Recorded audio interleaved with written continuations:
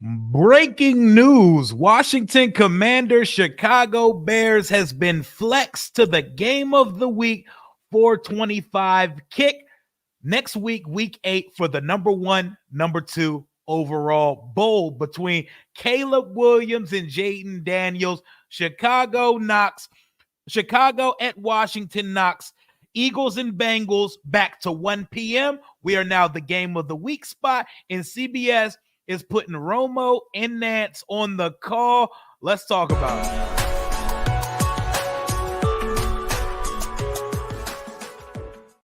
What it do, Washington Commanders Nation? I decided to start the stream a little bit early since we got some news to talk about. It is still Misery Tuesday. Washington still sits atop the NFC East at 4-2. And fresh off the presses, Washington was flexed to the 425 spot. For those wondering, if you're going to flex it, why not put it in prime time? I believe next week's Sunday night game is San Francisco versus Dallas. The Dallas Cowboys are NFL Disney. So whether it's a dumpster fire or the greatest show on turf, you're not out flexing a Dallas Cowboys game. You're never going to remove that from prime time. The Monday night game next week is the Giants versus the Steelers. Nobody wants to watch that shit. And if you could flex it, it would have got flexed here. But you cannot flex a Monday night game until 12 weeks into the season. So therefore, Washington hosting the Chicago Bears next week. Instead of a 1 o'clock kick, we got a 425 kick. Jayden versus Caleb, and boy, it's going to get toxic next week. It's going to get toxic. How are y'all doing? Shout out to Cody. What's going on there? So many what-if scenarios going through your head. I feel like the turning point. There was something. We're going to talk about the Ravens game. We're going to get back into that. We're going to do Victory Tuesday. Oh, Victory, my bad. I got so used to it. We're going to do Misery Tuesday. All of the above, but let's talk. What are y'all feeling about this flex? Also, a lot of big news happening today. Davante Adams was traded to the Jets. Amari Cooper was traded to the Buffalo Bills for a pick swap and a third rounder. So much to discuss on a Tuesday afternoon. I could not wait to 3 or 4 o'clock. I had to tap in with my brethren right now. What it do, Cody? What up, Crud Knuckles? What up, Sim? What up, Diego? What's happening, man? What's up? Let's go, Caps. Appreciate y'all for the birthday love. Your boy is 33 years old, 33 years young, actually. We don't throw the old word around because I feel like I'm in my prime right now. What are y'all feeling on this Tuesday afternoon? What's going on? 425 Eastern Standard Time will be the kickoff next week for Washington hosting Chicago. We got some news, y'all.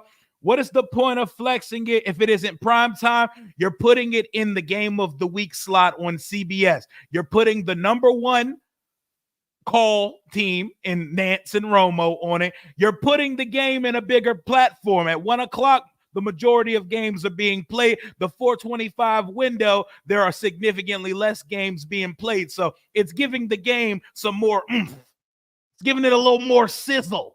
And it's going to have all the sizzle in the world because you know what it do. Caleb Williams versus Jayden Daniels. Need I say anymore? Our fan bases are ready to go to motherfucking war. What up, Defiant One? What's up? Jayden finna take out all his anger on the Panthers defense. I know y'all saw him. I know y'all saw what that face looked like after that game. That's what I love to see. Smash that like button. You already know. Subscribe to the channel if you're new here.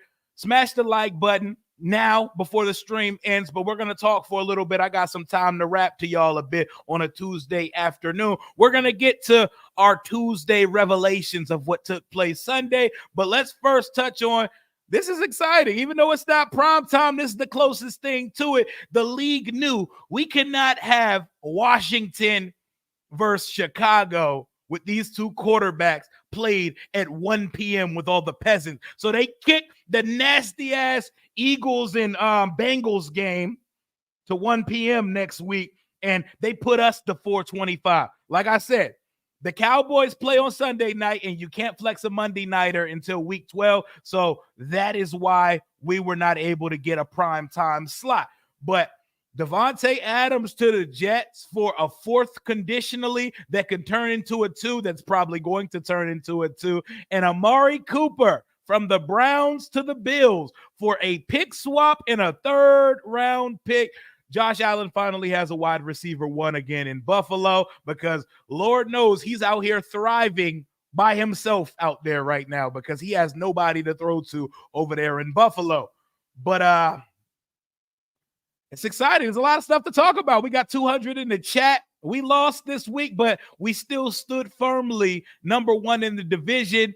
The Cowboys are in an identity crisis. They don't know what they are on either side of the ball. They had to bench their $60 million a year quarterback on Sunday. The Eagles are stumbling, fumbling, bumbling through the Cleveland Browns game, and the Giants don't have a quarterback, but if they did, they would probably be the spookiest team in the division right now because them boys play some defense.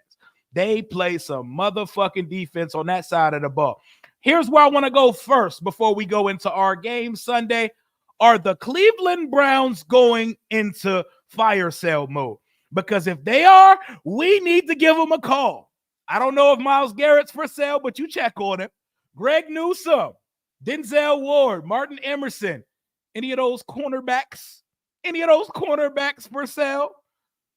Dare I say one of the safeties as well, Grant Delpit. We have to at least see if they are in fire sale mode. So, man, yeah, Bears Commanders, it's gonna be a motherfucking revolutionary war on social medias and in these chats next week. Yep, but Amari Cooper traded for a third, so that's 2 wide receivers off the board. I want to know if Cleveland is selling, because if Cleveland is selling, I'm trying to buy. Who's for sale on that defense? Because that defense, which is underachieving, we could use some talent on the defensive side of the ball here, because we had a chance on Sunday versus the Baltimore Ravens, or at least on one side of the ball. We did early on. We got an early turnover, but we have a chance every time we step on the field now that we got one of them ones at quarterback. We have a true one of them ones in Jayden Daniels here. So any week, I don't care who you throw on that schedule, we have a shot to win that game as long as Jayden. They call that boy Jesus. Jesus, my boy Jesus, man. It feels good to have one of those.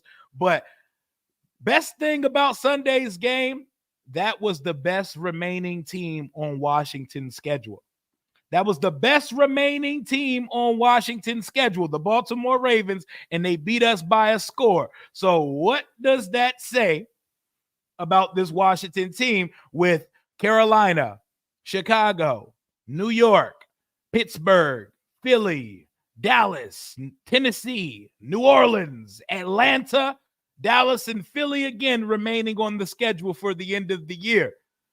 It could get spooky out here, man. These boys could start stacking some shit, but they got to take care of business and avoid a trap game this week. We're not going to go fully into Carolina week just yet. We still got to talk. But Jonathan Allen's out for the season. I made a video yesterday. What y'all thinking? Y'all heard now Jerry threatened to fire the radio host. Yeah, he's wilding over there. And so much to talk about, man. Jonathan Allen's out for the season, so it's now Johnny Newton and Fadarius Mathis season on the defensive line. Guys are getting traded left and right. Washington gets flexed next week. Anybody got a cornerback? Is there any cornerbacks for sale at this point? If I'm Adam Peters, I got my executives on the phone lines like Jordan Belfort had at Stratton Oakmont. Y'all are going to call every fucking team and see what is available at the cornerback position at this point. What's good to everybody in the chat? Thank you again for all the birthday and belated birthday wishes. Your boy is 33 years young, and we got a lot to talk about right now. It's going to be a man versus beast in the chat that day. Oh, it's going to be Toxica. If you're just now joining in, Washington was flexed into the 425 game of the week spot on CBS next Sunday, and we pushed the Bengals-Eagles game to 1 p.m. Eastern Standard for week 8 because nobody cares about that shit. And they put Nance and Romo on it. Instead of calling them a Mahomes-Raiders game, they put them on the Caleb versus Jayden Bowl because that's what people want to see. Do you think Adams is going to make moves, Rio? Adam Peters? I think he's been on the phone because he knows that there's a talent deficiency here. He also knows that he was never going to be able to fill every hole on the roster this year. But yes, I think he's going to say, wow, with this quarterback and this offense that we have, even in year one, we're not going all in, pushing all our chips in on year one. But if you add a player that adds value to this defense, maybe, just maybe, Washington could make some noise in 2024. And we proved on Sunday that we can compete with the upper echelon of the league. So anything you can add on the defensive side of the ball, whether that's a pass rusher, whether that's a corner, whether it's a play-making safety, you got to make phone calls. You're not just going to pigeonhole yourself to only call for cornerbacks. No, you're going to call around the league and you're going to check on everybody who's out there. Randy Gregory come our way. As much of a fucking head case Randy Gregory is, I'm not opposed to bringing his dickhead ass on our roster right now because I think we have a locker room, a coaching staff, and an ecosystem that could take a knucklehead or two. That's why I don't think we're going to do it, but I wouldn't be mad if we made a call about Hassan Reddick. I don't know if Hassan Reddick's even in fucking game shape. I don't even know if he's in game shape. He didn't go to any offseason workout, spring or summer, and we're 7 weeks into the season. This nigga's played no football. So I don't know what's going on with Hassan Reddick, but the Jets officially granted him the rights to start talking with other teams to negotiate a trade now. So we will see. We will see. Appreciate you, Brains. That keep up the good work. I got you. Appreciate y'all. Appreciate you for just joining on the channel. By the way, I'm going to get to some of these comments as they come in, but I got a lot of thoughts on my brand right now, so let me get to it. We're going to see. We're going to see exactly. I got 2 Panthers guys coming on this week. I got somebody from the C3 Panthers podcast, and I'm confirming another Panthers guy coming on Friday as well. So we're going to learn exactly what JC Horn is about because I see fans begging for him. I think he's very talented. I thought he was coming out. I think he's very talented. When is there going to be a live stream with Hayes from Chicago Bears Central? Me and him are talking in the DMs. We're setting up a date right now, but Hayes from Bears Central will be my Chicago guest next week. You know I had to go get a real one on, so I appreciate y'all for lobbing that. That's exactly who I had on mind to come on the channel regardless. But what's going on, man? How we feeling out there? How we feeling? John Allen is now officially Brian Orakpo because you know Brian Orakpo always had a torn titty. He tore his titty 2 or 3 times in his career. Torn pec is one of the most random fucking injuries you can get. Shake back and get well, my guy. What if we turn that third for Jahan into T. Higgins? I dare say I still think the Bengals are going to go to the playoffs. At 2-4 with a shitty defense and a weak O-line, I still think the Bengals are going to find a way to get into the playoffs. They're going to scratch and claw their way there. So I personally don't think T. Higgins is for sale right now, but that would be fly as hell. You meant Greg Newsome. Greg Newsome has wanted out of Cleveland before the season started. They may be fire selling. What's good with it? What's good with it? Just know that if you trade for Greg Newsome, he's looking for a new contract at the end of the season. I can see a pass rusher because of the Jonathan Allen loss. I personally think corners don't grow on trees, so it's not very likely that a really good corner becomes available, but shit, anybody helps at this point. Anybody helps at this point. We're going to have to survive and thrive off getting to quarterback.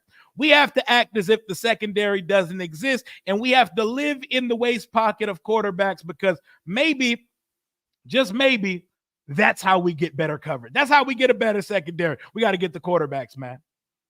Torn titty. Torn titty is a wild injury all the way up from Connecticut. Keep rambling. You know how we do over here, Sean. I think the Bengals just miss it. I don't know. I still think they make the playoff. The Bengals got a 4th place schedule, so it's possible. Yes. And with Joe Burrow lighting it up, they're going to find a way there. What up, Rennie? What up?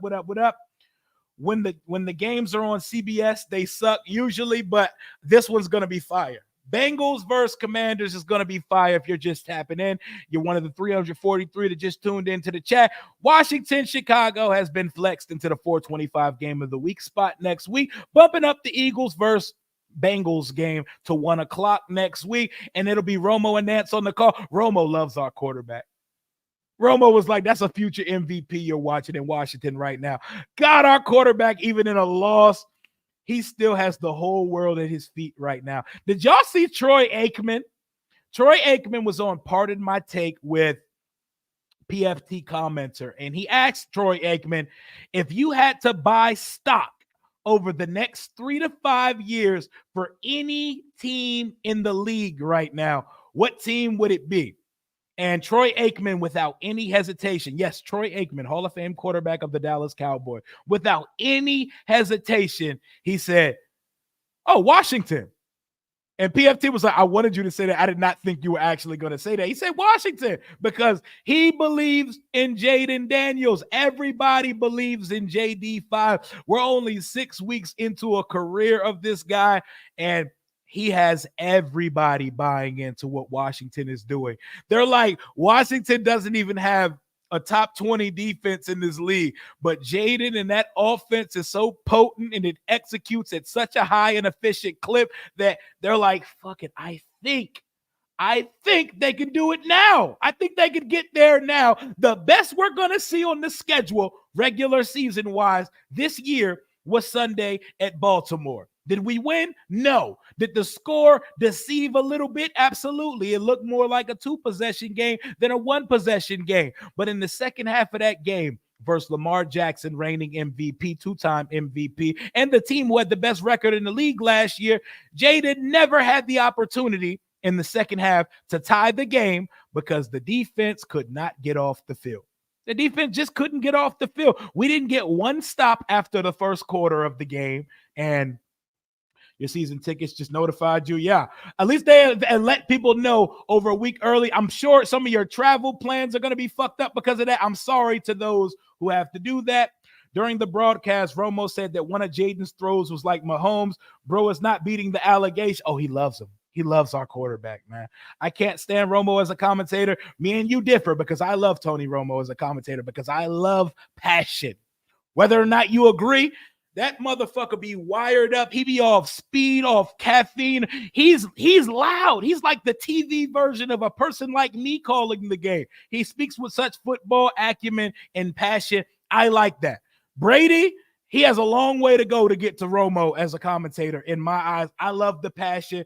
Romo loved my quarterback. You can't tell me nothing about my quarterback right now. Tony Romo is team us. Troy Aikman, everybody loves him at this point. Smash that like button for your boy. Real recognize real. So great former and active quarterbacks are recognizing Jayden. Lamar said, I need the jersey after the game. So game recognized game. But we know Washington got some needs on the defensive side of the ball. John Allen's now out for the season. I'm praying to the football gods that Dorance Armstrong's ribs are okay. Shit, take my ribs. I don't need them, bruh. Take mine. Baby back ribs. Ribeye. We gotta keep Dorance Armstrong on the field because him and Dante Fowler are the only edges that are getting pressure this year. So let's hope Dorance Armstrong is okay. Let's hope Dorance Armstrong is okay. And let's hope Johnny Newton and Fedarian Mathis are ready to rise to the occasion. For whatever reason it is, I don't know if I'd call a better game than Romo, but I respect that. For whatever reason it is, Daron Payne plays better when Jonathan Allen's not on the field. So I expect Daron Payne to rise to the occasion now that he has to lead the room full of youngins on the interior of the D-line. And I think the bigger issue is going to lie on, are we going to be able to get some edge pressure on a quarterback? Everything happens for a reason. Absolutely. I think this might be a blessing in disguise. What up? What's going on? Trust the moves that we make before the deadline or none at all? What do you think? I think we do something. And I think at minimum, you're going to hear that Washington is making phone calls because Adam Peters knows what's good. Y'all, Jamin Davis is not good at football, guys. We drafted that man in the first round. He's healthy scratch. Emmanuel Forbes is not good at football. I think I need people to understand these things at this point. If these guys cannot dress on Sundays on this roster, we have the worst cornerback room in football. If you get a healthy scratch on a roster with Benjamin St. Juste, Noah Igbenogany, and company, you are not good enough to play on this level. So I'm sorry if that hurts some people's feelings on this Tuesday afternoon. If you cannot dress on Sundays for a bottom 5 defense in the league, You're not good enough. You're not good. If you cannot flash in practice to our coaches on this defense, I don't know what to tell you, y'all. Cliff is going to have Jayden flying that game, and we gotta take out our disappointment from last week on the Carolina Panthers this week. I think our coaching staff is too experienced and too locked in to let us take the Panthers not seriously. I think we're going to prepare for the Panthers just like we prepared for the Ravens last week, and I think we're going to stomp their ass this weekend, but we'll talk about that when we start week 7 preparation on the channel tomorrow. Out of here. St. Juice, back to fucking Canada next year, my boy. Don't stamp the passport. Stay. Emmanuel Forbes, deuces. That nigga gonna be working at the Kroger nearest you next year. We need a... Mikey Sanders still showed progress. Mikey Sanders still has played 6 games. He has the same amount of picks as Emmanuel Forbes in his career already, playing from the slot. He caught it. It came to him. He caught it. I don't care how he did. He caught our first interception of the year, y'all.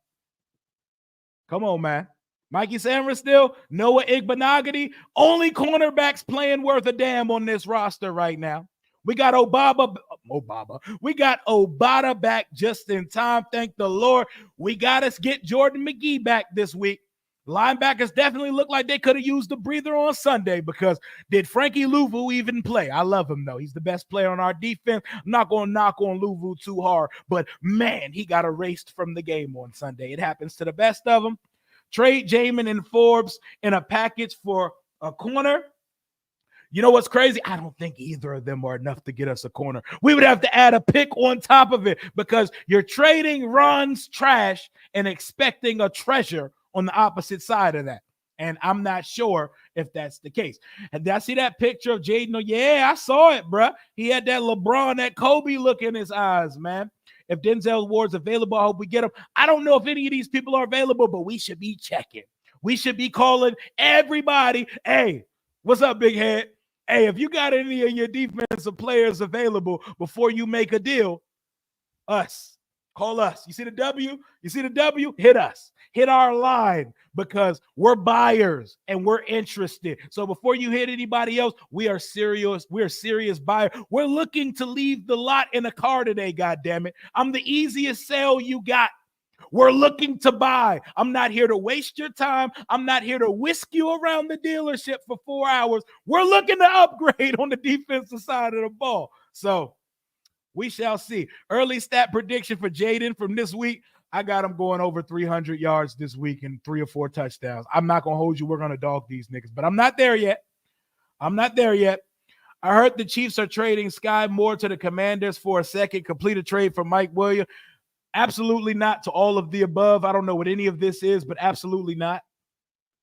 Absolutely not. But if they're fire selling in Cleveland, yo, Greg Newsome, what's good? What's good? Let's get some talent at the deadline, y'all. Let's get some talent at the deadline. Okay, somebody just threw out Jonathan Jones, cornerback Jonathan Jones to the Commander. Jonathan Jones is a Patriot? He's a Patriot, correct? The compensation that they're saying for New England cornerback Jonathan Jones, a 2026 6th-round pick. Oh, sign me the fuck up. Sign me the fuck up. Jonathan Jones from the Patriots for a 6th? Nigga, take him. I'll give you 2 6s. 2 6s. That's not even a fucking word. See, I'm so passionate about this shit. I'm not even speaking correct diction right now.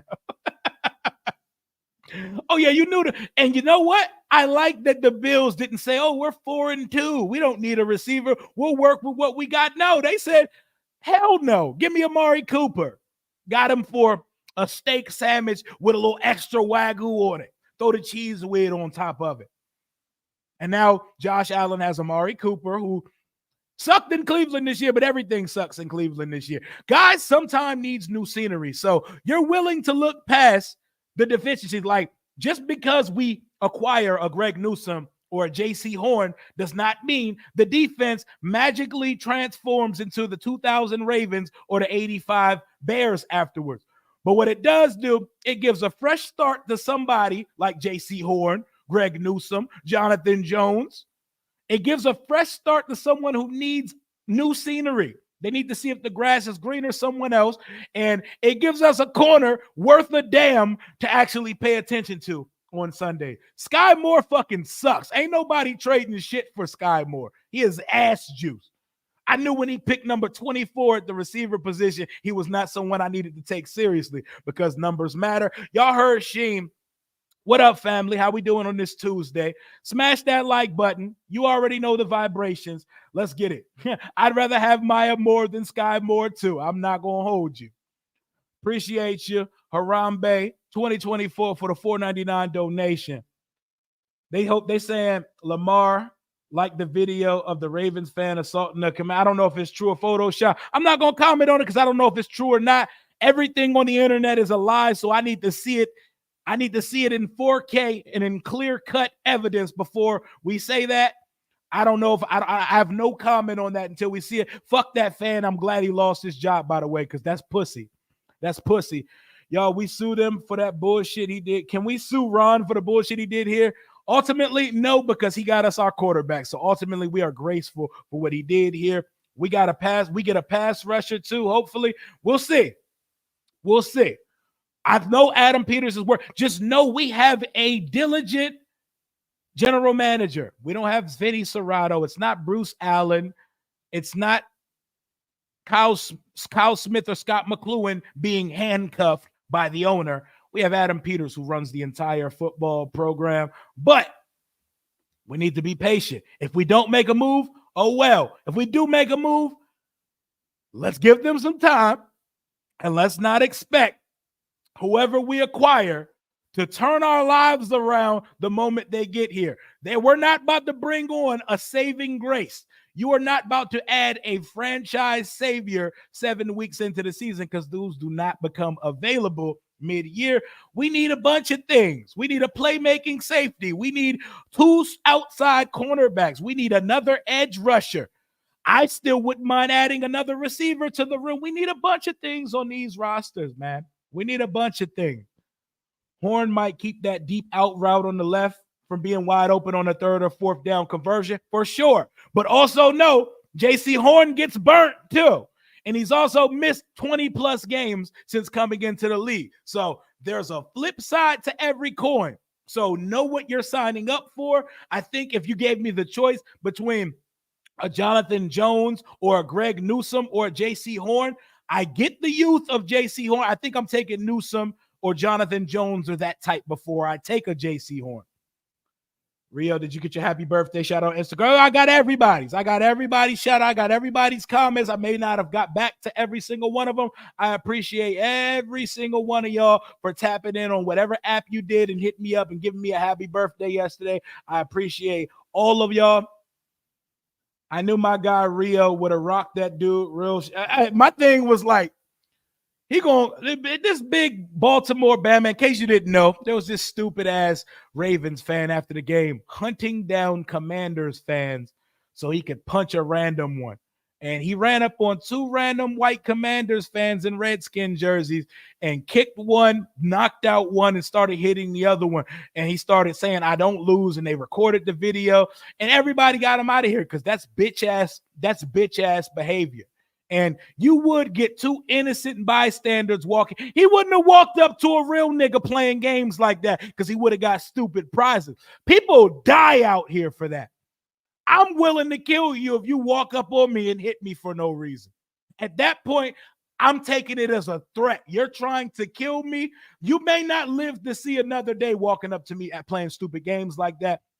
Go outside of city limits playing games like that and see if you live to see another day. But his dumbass is about to get arrested and he lost his job, and we love to see it.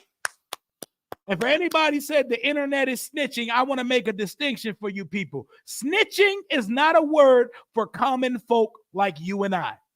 If you are an everyday civilian, snitching does not apply to you. Snitching applies to street code. People that abide by street code or live in the life of the streets. For regular people punching that motherfucking clock, snitching don't apply to you. Everybody should tell on people like that. So I wanted to make that distinction. Back to regularly scheduled programming. Man, I wish somebody would come up with me playing like that, man. That's bullshit. That's some bullshit. Hitting innocent people walking down the street after a football game, especially after we just took an L, is crazy work. Senate will come out versus Carolina. Let me give you the plan. Let me cook up something for y'all real quick. Yes, Carolina is a team we should take seriously because they're an NFL team, and the trap game always exists. But can we experiment a little bit on these motherfuckers? Can we experiment a little bit on the Panthers? Can we give Big Senate 5 to 7 targets this week? Switch some things up. Let Luke McCaffrey get 4 or 5 targets as well. Can't we try some new things? Shit, pull up Chigozie and Newsium off the practice squad. Let's start getting mixy this week. We're not losing to the Carolina Panthers on Sunday. Why don't we start giving some of these young guys opportunities to make a name for themselves, Gambit style here this weekend? What better weekend to do it than this weekend versus the Carolina Panthers? If you're ever going to have a chance to, it is this weekend versus these guys. They was half his size. Yeah, that shit was so pussy. That shit was very disgusting behavior, and I'm glad the internet did its thing and doxed his ass, because that's weak shit. That ain't man shit right there.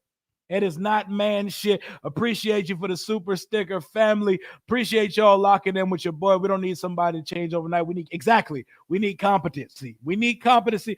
Ain't no snitching when you do that. It's the innocent people. Exactly. Punk ass boy. Snitching is when you're telling on people to get yourself out of it. Exactly. Thank you, Sheen. That puts that in the clearer. But let's go, man. Let's go. They said RIP to our 1 p.m. games. We're finally a primetime team. We're finally a team people want to see. And the only reason we aren't being moved to primetime is because NFL Disney plays on primetime that week. You know, that's the Dallas Cowboys versus the Niners. And you can't flex a Monday night game before week 12.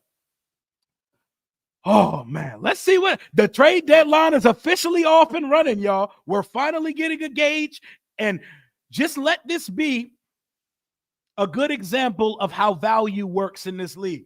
Adams is still elite right now. He got a conditional 4th that could be a 2nd depending on games played and production. Amari Cooper, it took a pick swap and a 3rd to acquire Amari Cooper to be traded in conference, in conference. So those of you, like I seen somebody on Twitter earlier say, why don't we just trade Emmanuel Forbes for a 4th? And I didn't comment on it, but I looked at that tweet like, my brother in Christ. A 4th of what? Not a draft pick. A 4th of what? A 4th wall? What is a 4th of what for Emmanuel Forbes? Not a draft pick. Trade that nigga for 4 Dodge Caravans at this point. But, man, we definitely need some more added to this roster, but I do like how we stood up offensively versus a team that has Super Bowl aspirations. I think you called that flex game when you said they wasn't going to let that Raven game go. Yep, I said this would be the one if we get one before December. Oh, and let y'all know Max Crosby not getting traded, y'all. Max Crosby he is the Raiders right now. They're not trading their whole identity. They're not going to do that. And if anybody would do it, it would be somebody like Detroit, who just lost Aiden Hutchinson in the most gruesome leg injury versus Dallas on Sunday in a game that they had under control. Hate to see that shake back Aiden Hutchinson, because he was on his way to winning Defensive Player of the Year this year. But yeah, I did call it a couple weeks ago. Oh, no, you never got to excuse your language on this side. We talk crazy over here. Maybe a 7th, a conditional 7th, a supplemental draft pick. We will take pennies to the dollar on guys like Jamin Davis and Emmanuel Forbes. I'm glad they didn't flex the Disney team. I love watching them get beat down. A 4th is kind of crazy. Malik Neighbors for 2 firsts. And the Giants aren't trading that man either, because once they get him a quarterback, they are up and running. That Giants defense is like that. Dexter Lawrence is the best defensive tackle in the league. It's not even close. I don't know how he moves his body around at 350 the way he does, but That guy is pass rushing as a zero tech nose guard and has 7 sacks through 6 weeks of the season. So just know that as good as our defensive tackles were here, they were never that. There's levels to it. My man said, I can't watch St. Juice no more. I need one ASAP. Forbes will get cut before he's traded for a fourth. St. Juice and Forbes will not be on this roster in 2025, and I don't think Davis will either. Forbes for Eli Apple. Eli Apple just got signed to somebody's practice squad, right? Yeah, that last shit was disgusting. I don't even want to. Don't show me replays of that shit. I'm squeamish. I don't like it. I don't like. Hey, if some more news break, just definitely let us know. Let us know and let us know in the chat if something happens though. JD5 in that pick, like, Lord, forgive me for the Panthers. Do not know. Forgive me for the sins that I'm about to commit. Yeah, Jayden might go absolutely berserk, and as he should. Everybody has taken turns so far going crazy on the Carolina Panthers. It's our turn. After our first loss in a long time, I was getting very used to these Victory Monday, Victory Tuesday pods. We took our first loss in quite some time to the Ravens on Sunday. Now we got the Panthers, and we got to get right before we run into Chicago. Caleb just played his best game of the season, over 200 yards, 4 touchdowns. That's going to be a matchup, and we know what that Chicago defense is capable of. It's much better than Washington, so that is going to be a showdown at 4:25 p.m. on October 27th. Trading for Forbes, you're going to have to say, we'll give you a few. You got to make up some shit that don't exist. I think we're going to try to. I think if we're not able to fulfill a trade, y'all got to take Adam Peters' word that there was not something of valuable available to us at the time. I'd take Daryl Green right now over for Forbes. On God, I would too. I would too, for sure. I think Chris Jones is better than Dexter Lawrence. I think Chris Jones is given more responsibility than Dexter Lawrence. But Dexter Lawrence, as a 350-pound zero tech, what he does, nobody else in the league does. 7 sacks as a 350-pound nigga with 10 games to go in the season is crazy. It's absurd. It's freakish. It's not what they're supposed to do. Dexter Lawrence is supposed to be there taking up space and opening up shit for Kayvon Thibodeau and Brian Burns. He said, nah, I'm going to go ahead and sack the quarterback while I'm doing it too. So Chris Jones is the most natural D tackle. This man is a nose. Like, imagine fat ass pot roast Knighton with 7 sacks in 6 weeks. It's absurd, bro. It is absurd. What up? Your boy is nasty. Your boy is filthy. I'm not going to hate on your boy. If y'all had a court, like, just for example, if the Giants had Jayden Daniels right now, they'd be 6-0. They'd be undefeated because they're getting more than their weapons than they're supposed to be, and their defense is kind of fire. Brandon Coleman versus Montez Sweat. I can't wait for it.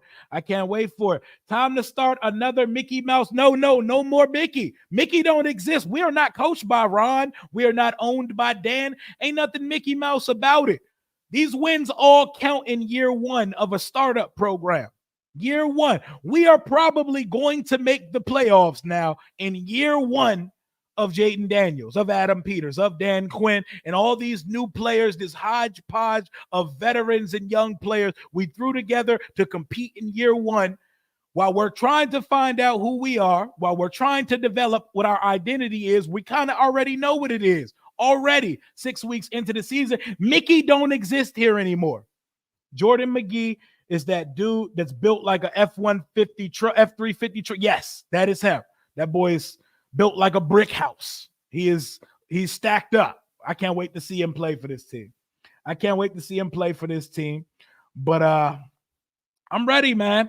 We saw what we look like versus the Ravens. Guess what? There's no more Ravens on that schedule. We got the Carolina Panthers this week. That should be a dub. Toss-up game versus the Chicago Bears. We get them at home. The return of Caleb Williams to DC, that game is going to be fire. It's going to tell us a lot that we need to know about the rest of the season. And then we got who we got after Chicago? Oh, the Giants on the road at MetLife. Dog fight. We're better, but dog fight. It's never easy when we play the Giants. You learn that week 2. Then we got the Pittsburgh Steelers, the Philadelphia Eagles on Thursday night, Dallas 4 days before Thanksgiving, the Tennessee Titans, the 2 teams in the NFC South, the Saints and the Falcons, and then the Eagles and the Cowboys again. If it would take a pre-2024 Washington type collapse at this point for us to not make the playoff. I finally got confident after 2 weeks ago. It talked massive shit on Facebook about us. I did too. And it's okay. We lost to a much better team. You think we can get, you talk about DeAndre Hopkins, D-Hop? I'm not really looking for him, but if he's out there, I'm sure we could if we wanted him. I'm not sure we do. Keywords last year. Yep, keywords there.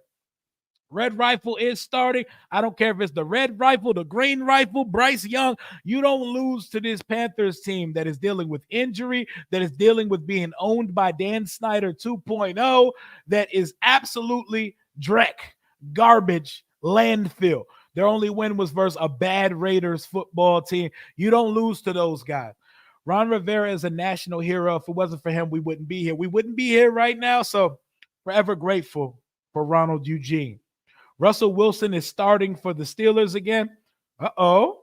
That offense still ass, but they're looking for a spark.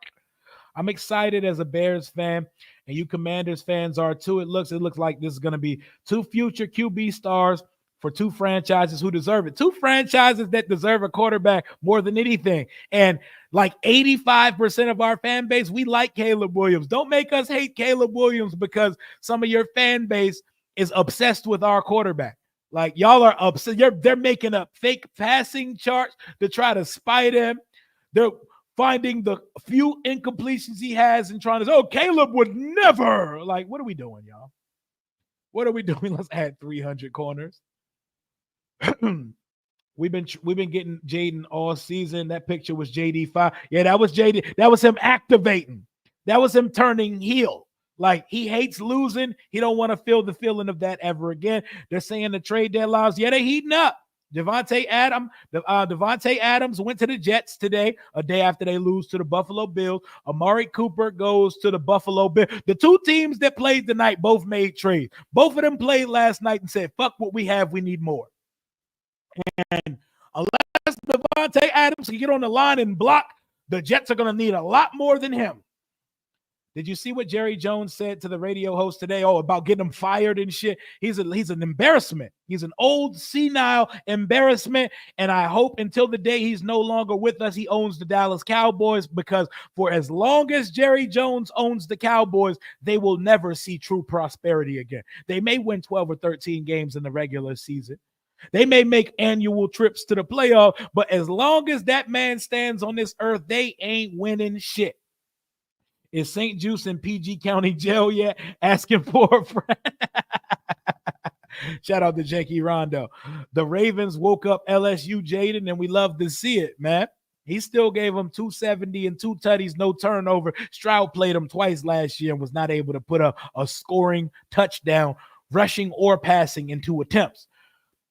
Rio, why are they wishing death on people is crazy. I don't ever go that far. Wishing death on people is not the way that I move. That's a little too much to me. Ain't no sports in the world enough for me to wish for someone to no longer be on this earth. Only team I see us losing to is the Bears. They can cook our defense, and their defense can hold us under 30. We're going to see when we're going to see them next week. I like how we match up against them. I think that's a very winnable game. Caleb is about to cook the Commanders. I think both quarterbacks are going to fry in that game, because while they have a good defense, Jayden can put points up on that defense. Boo, Cowboy. Denzel Ward would love to have him. Probably not available. The thing is, we can't look at the deadline like it's Madden. You know why Adams and Cooper were traded? Because we've got weeks of reporting and weeks of information saying Amari Cooper is available. Browns fire sale. Devontae Adams is available. He wants out of Las Vegas. We can't make players that aren't available, but we can call about them. We can do our best to call about them and see what they talking about. I need that Bears dub. I ain't even play. I want it badly. I didn't get the Ravens dub. I need that Bears joint. I need that Bears joint. Carolina about to force us to trade for a cornerback. I hate it, but watch. I bet Andy Dalton dots us up and makes it a clap. Pump your brakes now. Pump your brakes now, Playboy. They may muck it up early, but we're gonna win that. I think we win that game by 10 points plus on Sunday. They will have their moments though. But just like we did versus the Cardinals and the Browns, our defense will show up and give us a Mickey Mouse performance versus a bad offense. I respect the repeat of that on Sunday versus the Carolina Panthers. We will keep getting better, man. We keep building chemistry and cohesion as life goes on. Been saying that for years. What up, Rob, by the way? Dallas will never win a Super Bowl as long as that dumbass man owns the team. I know Jayden has this game circled for not being picked number one. Also, versus all young quarterbacks, he knows what his competition is. He knows who he's being compared to. He hears all the shit, even though he doesn't care about it. He's definitely got it circled next week versus Chicago. AP on the phones as we speak. Rumors are Buda Baker, J.C. Horn, New England cornerback Jonathan Jones, and wide receiver T. Higgins. I don't think T. Higgins gets dealt by the deadline unless the Bengals go on another losing streak. I think with the schedule they have and with the quarterback they have, they're going to claw back and make the playoffs in the AFC. I could be very wrong about that, though, but all of the above, bring them. Call them, make some calls, and let's go get it. The Panthers is spicy. I love Deontay Johnson. I like Xavier Legette, two guys I like for this team. Chuba Hubbard is not a slouch at running back, and Andy Dalton is a veteran that is capable, but fuck Andy Dalton. If the Red Rockets dotting you up, we don't got a shot versus anybody. Y'all not going to stop DJ Moore. We owe him from last year, for sure. Rio fans have PTSD, for sure. They still think it's the old Washington, and it's not that already. Thoughts on trading for Hassan Reddick? I don't think this team would do it. I would make the phone call and at least see what the value is going to be because I don't think it's going to be that high. They're trying to get him the fuck out of there. The other side to that is this nigga in shape? Is he game ready? He skipped the spring and the summer and 7 weeks of the season. Is he okay mentally? Well, I'll take a dickhead like Hassan Reddick, Randy Gregory on my roster. I need to know, can he play football for me next week? How long do we got to wait until Hassan Reddick gets in the game shape? So those are hesitations for that. Those are my hesitations for that at this point. But the Ravens own us. The Ravens beat us. Not tripping. Not tripping. Your team is the Cardinals. So I don't know why you're here showing up like that meant anything to yours. But I got one of my boys in the building about to pull up on us right quick. I got my boy D. Will in the building. What it do, my guy? How are you doing on this Tuesday afternoon? Rio, what's up, baby boy, man? How you feel, bro? I'm feeling phenomenal. We lost on Sunday. We weren't able to pull it out versus the Ravens, but our quarterback is still turning eyes. He's still dazzling. How you feeling coming off that one? Still the talk of the town, brother. Let me tell you. He's still him, and this is gonna sound like loser talk, but I promise you it's not, right? We've lost games in the past, and I felt miserable for hours, days after. Weeks type shit. It'd be week 12. I'm like, man, you remember that we lost week 2? Oh, I still feel bad. I don't feel bad, right? I feel like this is a part of growth, right? Nobody expected us to go 17-0, right? And we couldn't because we're 4-1, right? Mm-hmm. You're gonna lose some games. Let me think back in my history of greats: Jordan, LeBron, Brady, Montana. Last time I checked, they all took at least one loss in their career, right? So yeah, Patrick Mahomes as well as we speak. You're gonna have them, you know what I'm saying? Mm-hmm. So after the game, I was cool. I was like, you know what? This is a part of it. And then we only lost by 7. We didn't get smoked. The game sometimes felt like it was more than 7, but we didn't get smoked. The team still looked presentable, except that defense most times. But I mean, it was fine, man. I felt okay, and I felt like now getting that game out the way, losing by 7 points.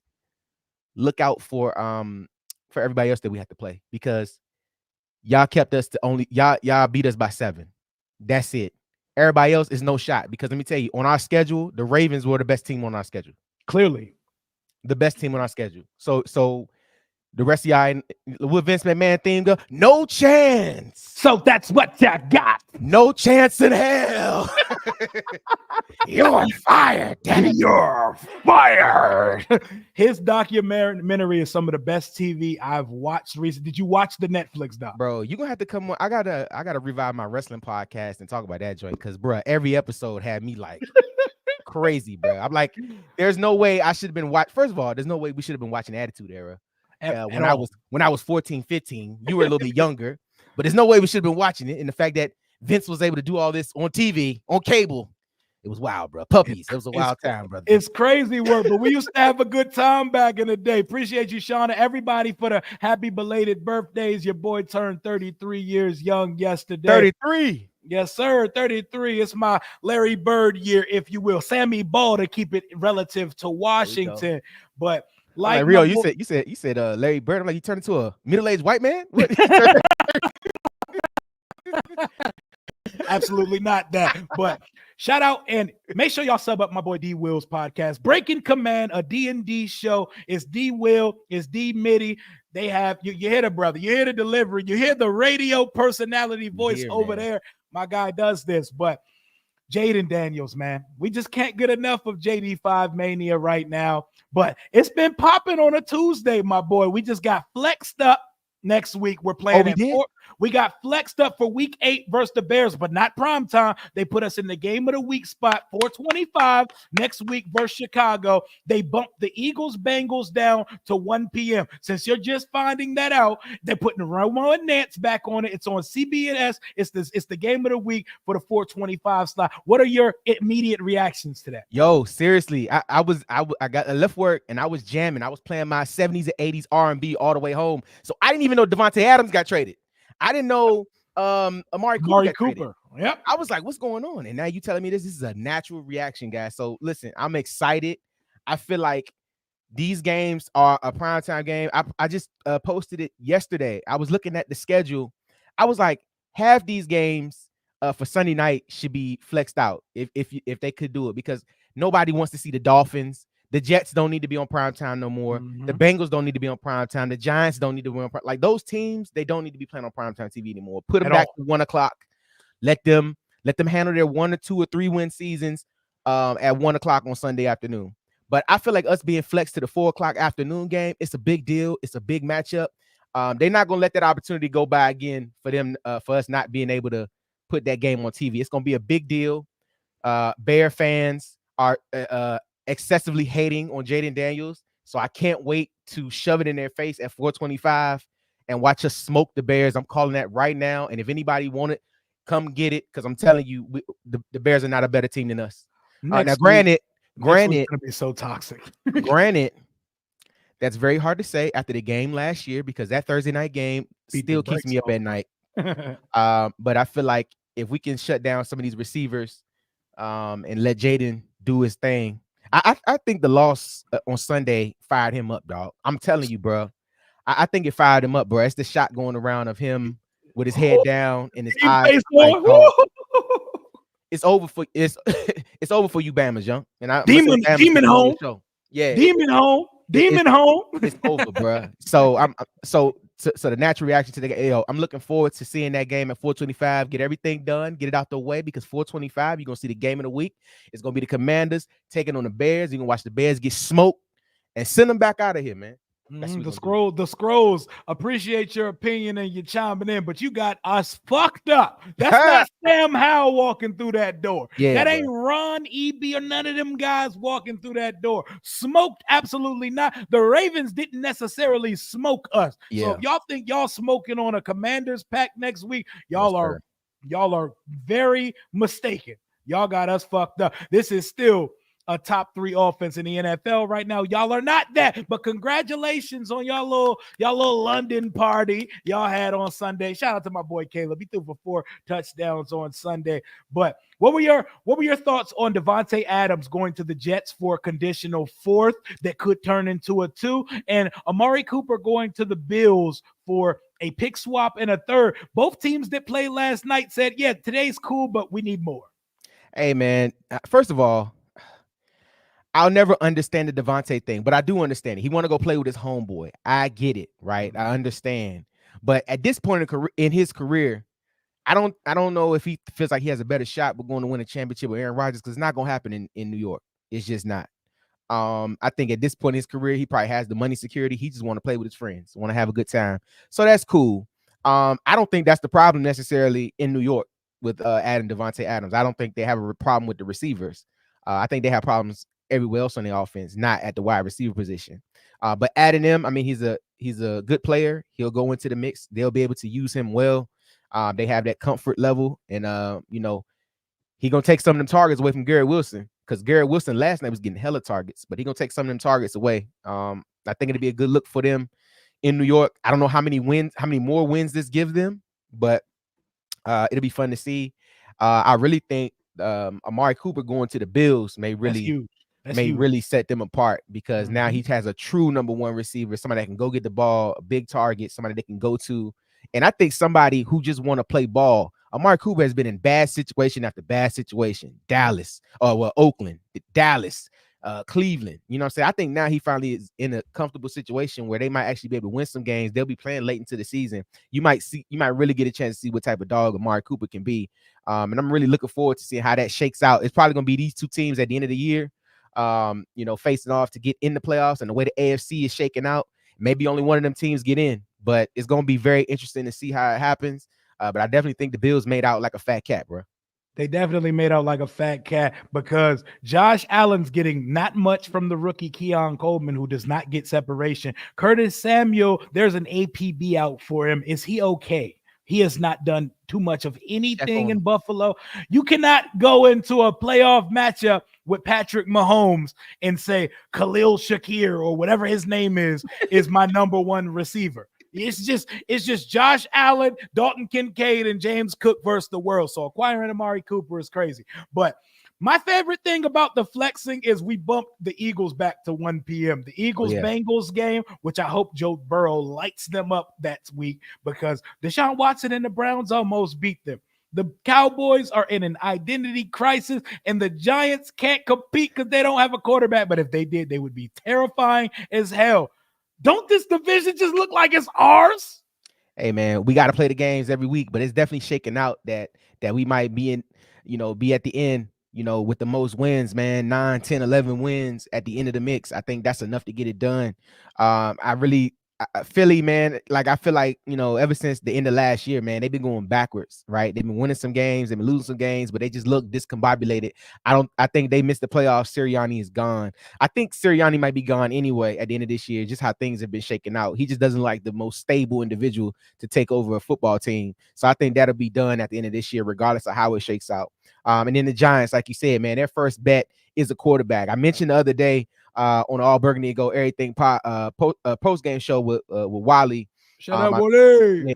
Mentioned to him that I think Jayden Daniels may be resetting the quarterback market, and he's doing it this way. And I'll tell you why. I think teams are now going to be back in the mix to only paying quarterbacks that will be worth top 5, top 10 money. I think the days of paying mid-tier quarterbacks like Deshaun Watson, Daniel Jones, I don't even want to go bad on them, but Tua, guys like that are middle tier quarterbacks, paying them top 5 money. I think those days are over, bro. I think Jayden might be resetting the quarterback market, because all these teams now are going to be looking at the draft and say, you know what? I can just draft a quarterback. Caleb Williams is playing pretty well. Jayden Daniels is playing great. Drake May had a decent first start. Teams might be like, you know what? Let's just go back and get the first use our first round pick, let them play for 4 years, and not pay all these expensive mid-tier quarterbacks. So I think that might be the narrative, and I got to find that clip and I'll post it for you. But I really think Jayden might be resetting this whole quarterback class this year. I think maybe resetting the quarterback market, especially even with Bo Nix not playing bad. You know what I'm saying? Like, and then who knows how JJ McCarthy will be next year when he comes back. So I think they might be resetting the quarterback market. But to go back and answer your question, man, I think the NFC East is ours for the taking. It's right in front of us. We just got to keep playing our games. And I think this is the kind of team that's set up to really take full advantage of that, right? This team is not the team that's going to just sit back and let the wins come to us. They're going to go eat. They're going to go get it. So I feel like this is a good ball club that we got, that regardless of how it shakes out, they're going to play their games and try to go win the thing. You see that? That's why D. Will is my guy. That is a ball knower right there. That was an excellent point that you just brought out, man. But it all comes back to the division is winnable in year one. The Philadelphia Eagles coach is an embarrassment right now. Nick Sirianni, they hate him. They want him fired after a W. They stumbled and moonwalked out of a team that we beat by 21 on our not best showing so far. The Cowboys are stuck. They don't know what they are on either side of the ball. They benched Dak on Sunday. That 47-9 was crazy, bro. Like, I ain't gonna fake, bro. Like, I feel like at a team like that, and this is just on the outside looking in, and we admire good teams. We admire good players. Like, I've never said a coarse word about Dak Prescott other than the fact that he's a Cowboy, right? Years ago, I would have gladly taken Dak Prescott over some of the options that we've had at quarterback, right? But I'll say this, man, to be smoked at home 47-9, getting benched the way Dak got benched, looking very pedestrian. When Dak is normally playing one of the top levels of the league, he looked bad. And then it translated from him to Cooper Rush, where he looked bad too. And it was like they look very uninterested or disinterested in playing ball. They look like every time the Lions went out there, they just was ready to smoke them. I texted my boy, the Lions was definitely trying to embarrass them. Ben Johnson in week 6 of the regular season, pulling out plays that you don't save until December. You know what I'm saying? Really trying to embarrass the Cowboys. They really wanted to put up 50. And for them doing that, man, I'm just like, bro, where's your heart at? Because let me tell you, you can't pull none of that stuff in a blowout game against some teams because they'll make sure that you don't get back on that bus. They make you feel it. They'll make you feel it afterwards. Let me tell you, there wasn't no squabbling by Dallas after that happened. There wasn't no extra pushing and shoving. They just took the L at home. How you let somebody come in your house and beat your behind, bro? That don't work like that. You let them come in your house and eat your food. Like Coach Prime said, you come in there and let them eat your darn food. We ain't got that. We ain't doing that, baby. We ain't having it. I need leaders. I need dogs in my house. I need people that's going to go hunt, baby. I need hunters. And I got Travis Hunter playing wide receiver and defensive back for me, baby. You know what I'm saying? But how you let them guys come in your crib? That's a phenomenal impression, by the way. Good God, that was good. I see you, Ari Spears. I see you, my boy. How you going to let them dudes come in your crib and smoke you like that, man? 27-9. 37-9, 47-9, they came in your crib and smoked you like that. They got to have some dignity. They got to have some respect. And let me tell you, if Dallas don't get it together, it's going to be a complete reshuffling of that whole roster. And it's time for Jerry to sit down, bro. It's time for Jerry to sit down, dog. Like Shauna said, it feels good that Washington is the only functional, non-toxic organization in the division. We've been the most toxic in the league for so long. We just out here thriving. We just out here thriving. We out here building it brick by brick. We're not panicking. That's why for the fans that want us to make a rash panic move, picks for this guy, picks for that guy. If a move's there to be made, Adam Peters is going to find it. We have a diligent team builder building this shit up for us now. Adam Peters has helped put together the New England Patriots dynasty, the Broncos when they were winning championship, the 49ers that are an annual contender. He comes here, one of the most highly coveted executives in all of the league. Hey, that boy smoked that Dion impression, bro. I just had Dion on the show. You can't tell me I ain't just had Coach Prime on the show. My boy D. Will does this shit, man. I need to go get my cowboy hat, man. It's somewhere around here. I need to get it. You got to pull that shit out because you need to give a Washington pregame speech every week on the channel in your Prime voice. Because hey, man, I'll do it, bro. It was different. I'll do it. And hold on, he says Ocho. Hold on, let me get Ocho. We got Ocho Cinco out. What you say, What you say, Yeah, that's it. Child, please. No, Ocho. Listen, Ocho. Listen. Ocho. What you talking about, Ocho? Listen, Ocho. Listen. Where my girl Michelle?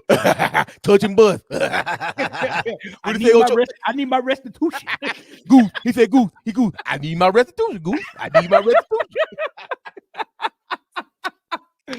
Oh, man. See, we ain't never been able to cut up after a loss. Right, after a loss. This is how you know the vibes are different. We laughing. We all smiles. I'm feeling good. We got Carolina. It's homecoming week, baby. We retiring Daryl Green jersey, possibly the greatest player in our franchise's history. Mount Rushmore, man.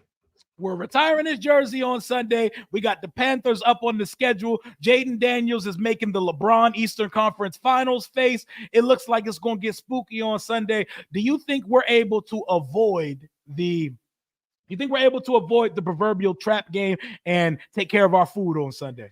Hey, man, you get caught in trap games when you're not prepared, bro. I think Absolutely. I think we have a good foundation, right? We have a good base where they've checked for traps. They've built a great foundation, a good base here. I don't think they'll let a letdown happen, bro. I think they're prepared, they're ready because they didn't play into the Ravens vibes. Like people were building this. Oh, this is the biggest game of the year. They just kept it regular. They was like, we just gonna go play football. We don't think we're too big of ourselves. We good to go. So I don't think they'll let that come into play. Really, I think they'll really be super motivated. I really think they'll be like, bro, we almost had them and we let it go. So now the Panthers about to get all this smoke, bro.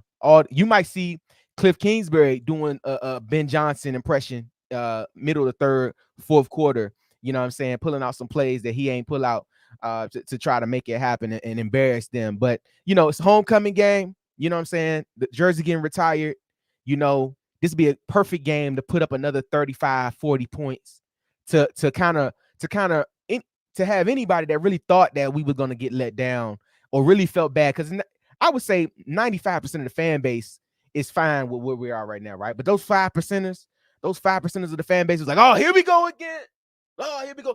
You come out, put up 40 on the Panthers, you'll settle everything, and it'll get right back to the mix, and they'll be like, all right, we're right back on pace. And then you got a big game next week after the Bears. But we're gonna smoke the Panthers, bro. We're really going, and I'm looking forward to it. We got to, and I'm gonna bring a couple Panthers guys on week to talk about it tomorrow. But shout out to the Lions again for doing that to our enemies. We love to see our enemies lose. We love to see our enemies defeated, embarrassed, and we love to see them in the fetal position for the whole world to see.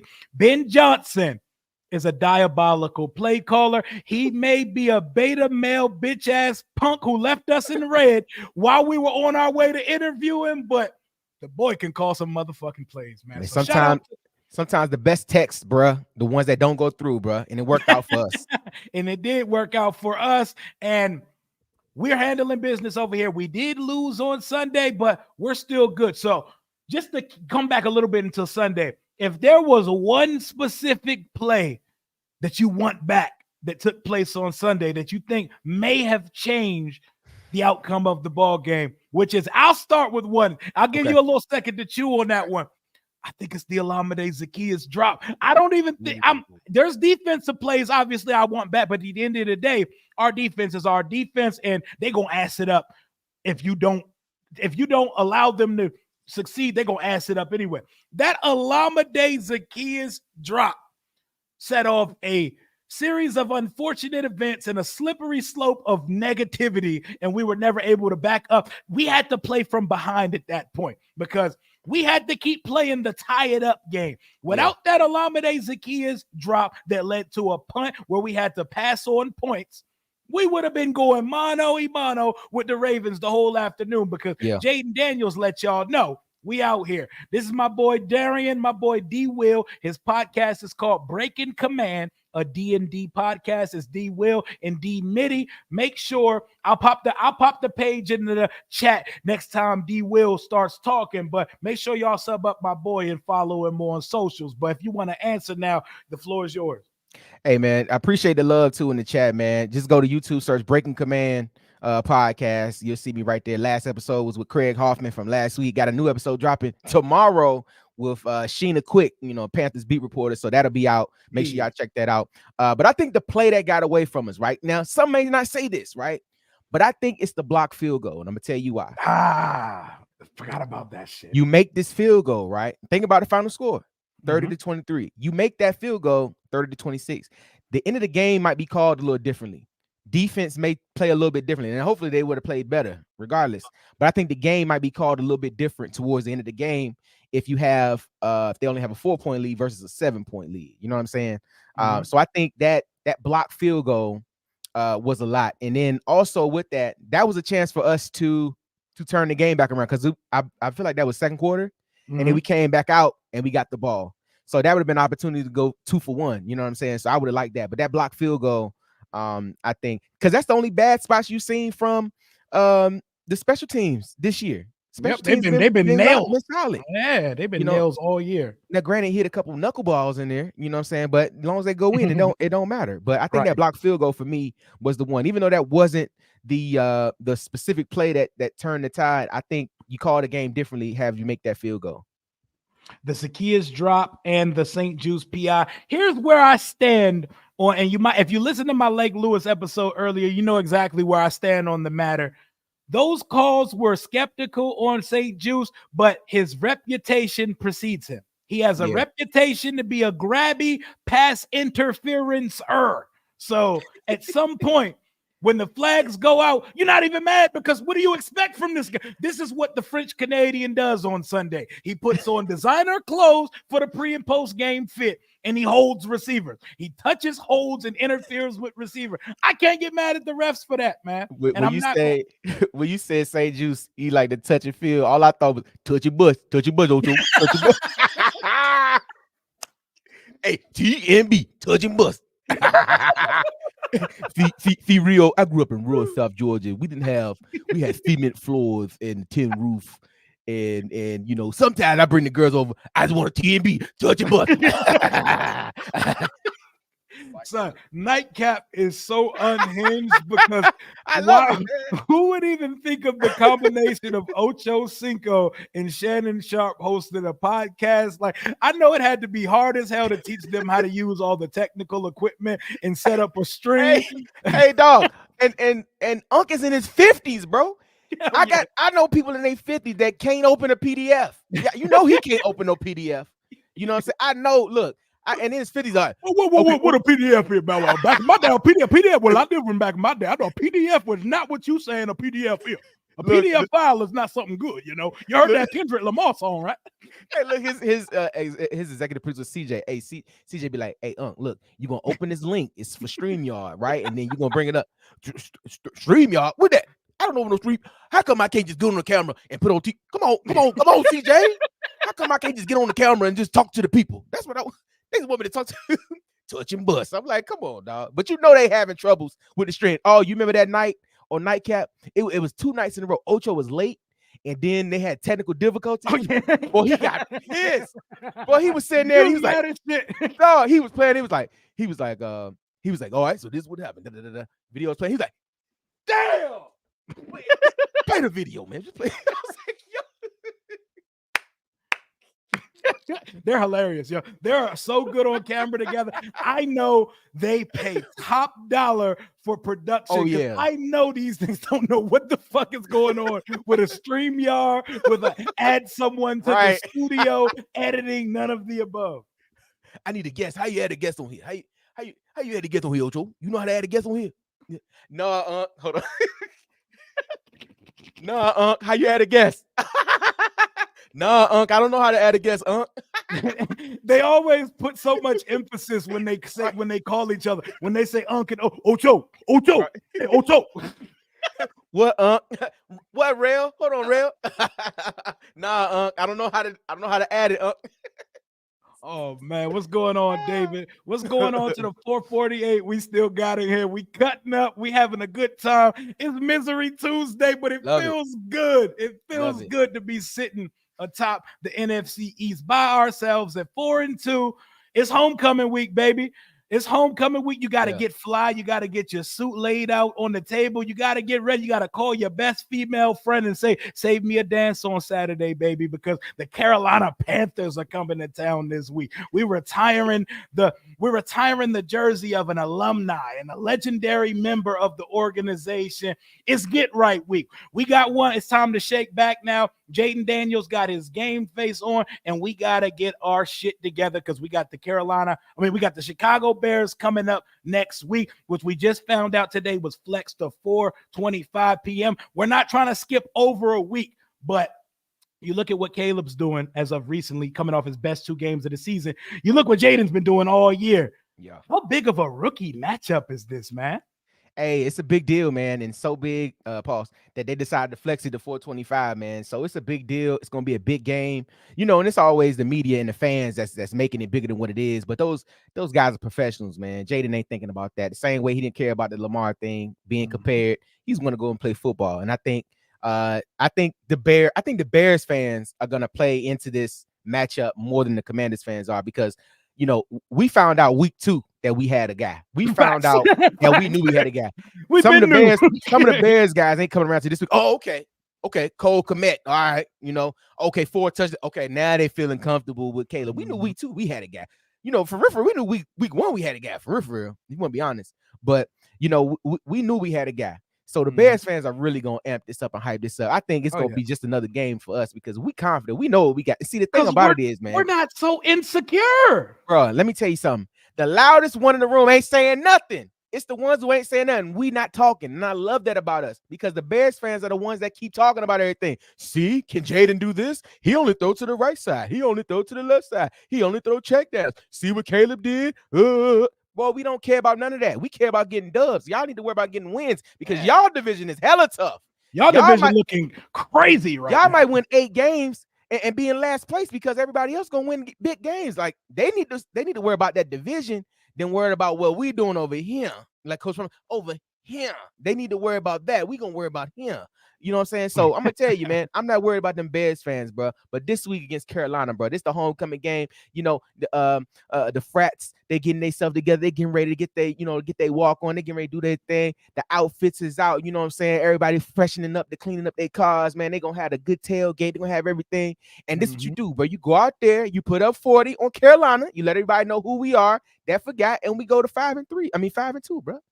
Yep, we got to get back to 5-2. It's time to shake back this week. I'm talking the marching band needs to come out with Jayden on Sunday. I want niggas coming out biting on a chicken wing. I want Terry McLaurin coming out smacking on a drum. It's homecoming week, baby. This will be an alumni game. This would be the week usually we would have on throwbacks. We need to work out a Washington throwback eventually to add to the repertoire of our uniforms. But let's get right this week. And let's shake back because Chicago, Washington is going to have the whole world watching. It's number 1 pick versus number 2 pick. It's Caleb versus Jayden. And we're not so insecure. We like our prodigal son of DMV. We love our DC native, Caleb Williams. We're not over there like, look at Caleb. Jayden would never. Jayden would never. After every single completion he throws. I was happy watching Caleb throw for 4 touchdowns on Sunday versus the Jacksonville Jaguar. I was happy last week when he balled out and went for over 300 yards. I thought he was going to win Rookie of the Week, but apparently Bears fans are so busy crying that they can't get their thumbs on Twitter to click vote. I'm going to die laughing if in a losing effort, Jayden wins Rookie of the Week this week because it means once again, your fans are not pressing vote for your quarterback. Hey, man, I'm going to tell you, a lot of times, and this even speaks to other things, right? I feel like the fans still haven't been vocal enough about getting some of our players into the Hall of Fame, but that's a whole nother episode for a whole nother day, right? But I feel like we're vocal enough about Jayden Daniels. We're vocal enough about what we see right now, and we're gonna definitely get him in the mix every week for the Rookie of the Week. But I'm gonna tell you too. You mentioned something about throwback jerseys. I think we'll get another alternate helmet before a throwback jersey. I think a white helmet is on the way. I think it's gonna be yellow. I think it's gonna be a yellow helmet. I think they're gonna make a yellow one. I think it's gonna look just like the old one with the R on it. The ones that we wore for the 75th anniversary. The ones that Sean Taylor and Jason Campbell. I think our alternate throwback is going to be that. I think it's going to be a white throwback jersey, and they're going to put like a W with a feather on it and some yellow pants and a stripe on it, and fans are going to be, you know what I'm saying? They're going to be using up all their lotion when they see them jump. I think we're going to get an icy white helmet because I'm going to tell you what, they like the white jerseys, bro. We've been playing, we like the white jerseys. Let me tell you something. The players love them. Yes, bro. That's what I'm saying. Like, I think they're going to go icy white before they go throwback. But regardless, I want both of them. And it's going to happen soon. And I think somebody said we can't do anything about the Hall of Fame. Yes, we can. We just got to be more vocal. Because let me tell you what, when Art Monk and Daryl Green win the Hall of Fame, oh, bruh, the fans helped out a lot. And another thing, too, I think that the thing that, this is so off topic, but the thing that hurts Brian Mitchell, and there's no shade to him, is just that he's not national enough. He's local. People know him here, but he's not national enough. A lot of times, those guys got to get on national programs and be national analysts for everybody to see them to get on their Hall of Fame bandwagon. But you got guys like Art Monk and Daryl Green, where there's no debate, right? You know, they know they're getting in. But for guys like specialists, like they got to be in more of a national light in order for them to get the call that they need to. But I feel like, man, if they don't get Brian Mitchell in sooner rather than later, bro, just do away. Just don't keep the stats. Do away with the whole idea of the position. Like, don't even have kick returns, because let me tell you, he's the predecessor. He's the ancestor. He's the guy that did it before everybody else. So he should be the first one to be in. And the fact that Devin Hester mentioned him is going to be a good thing for him, hopefully down the line. But yeah, he got to get in. And I know I'm on a tangent, but he got to get in there. Nah, you're good. Name and brand recognition is a real thing, like people, they want to give Hall of Fame recognition to a lot of people, but they also want to give it to a widely recognized name. Shout out to Neil, first time watching from the UK. Shout out, mate. And he brings up a topic. It's your first time here, so don't be upset with me when I say this.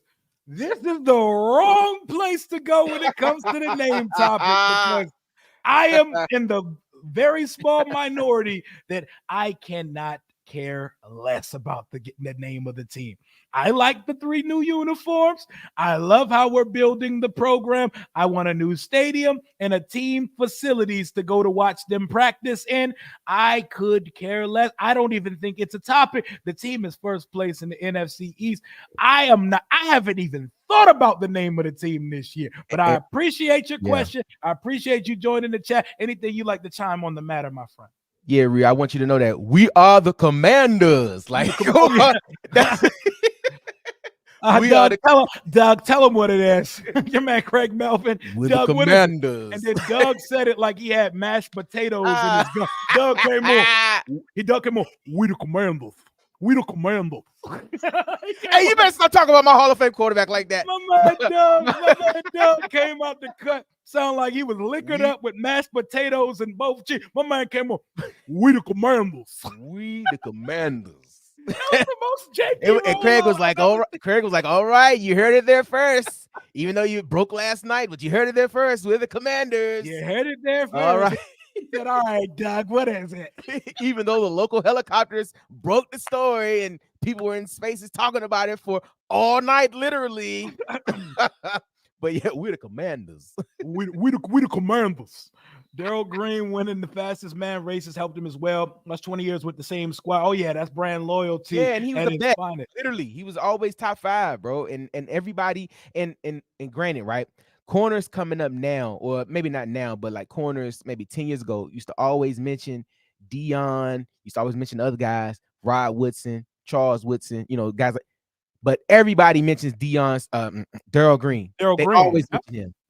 Always. He might not be the sexy pick, quote unquote. He wasn't the flyest, wasn't the most flashy, but he played with longevity. He was always fast, and he was always mentioned. 20 years with one ball club is unheard of now, and he was good for the entire time. Even later on in 2001, 2002, when he went to the third corner, like, bruh, to have him, Champ Bailey, and Dion in the same building, or him, Champ, and Fred Smoot, he could go, he could play inside, still play outside. And even now, watching the videos, man, he still got quick feet, bro. He's 64 years old. Yep. Still got quick feet, still helping guys with their speed, and he's a staple in the community, bro. I love this for him. I love that he's finally getting immortalized here. He's on the Mount Rushmore. When you say Redskins, football team, Commanders, you not mention the history of us without mentioning Daryl Green. So I love this for him, and I'm glad it's finally getting done. It took new ownership to get it done, but I think it's going to be him. And I think a lot of be other dominoes to fall with some of these older guys coming back. And even Brian Colbert Jr., man, mentioned on the Commanders YouTube channel, Alfred Morris want to retire as a Commander, bro. He still want to come back, and he want a one-day contract so he can retire as us. Like Alfred Morris, just as RG3 was a staple in them first couple years, like Alfred Morris was like, bro, that rookie season that him and RG3 had was ridiculous. Oh yeah. Like, he wants to come back and be a Commander. So I think, man, with the ownership change and everything looking up, we're getting better light in the national picture, man. Guys want to be a part of this, and it's only going to help the young guys when you can have all those vets that weren't here come back in the building and want to be a part of it. And I'll say this too, Dan Quinn is really doing a good job with Tim Hightower to get those old guys back in the building. The fold. Yeah. Shout out to Tim H. World class. What's going on with you? Speaking of world class, Daryl Green is the most world class human you'll ever meet. I've got to meet Daryl at least 2 times. I'm working on getting him on the program at some point. Give me some time. I'm going to get him on here at some point. But Daryl Green, on and off the field, amazing human. Has an argument to be made that he is the best Washington player ever. Ooh, and he would probably be our cornerback one if we signed him today. Like at this big age, he might start over somebody. When you get him on Rambler Real, the first question is like, how many plays you got in those knees? I know he could go a quarter, bro. I know he could lock up somebody for a quarter, bro. And my next question after that would be, why didn't Forbes ever take you up on the tutelage that you offered last year? Because he better be taking it now.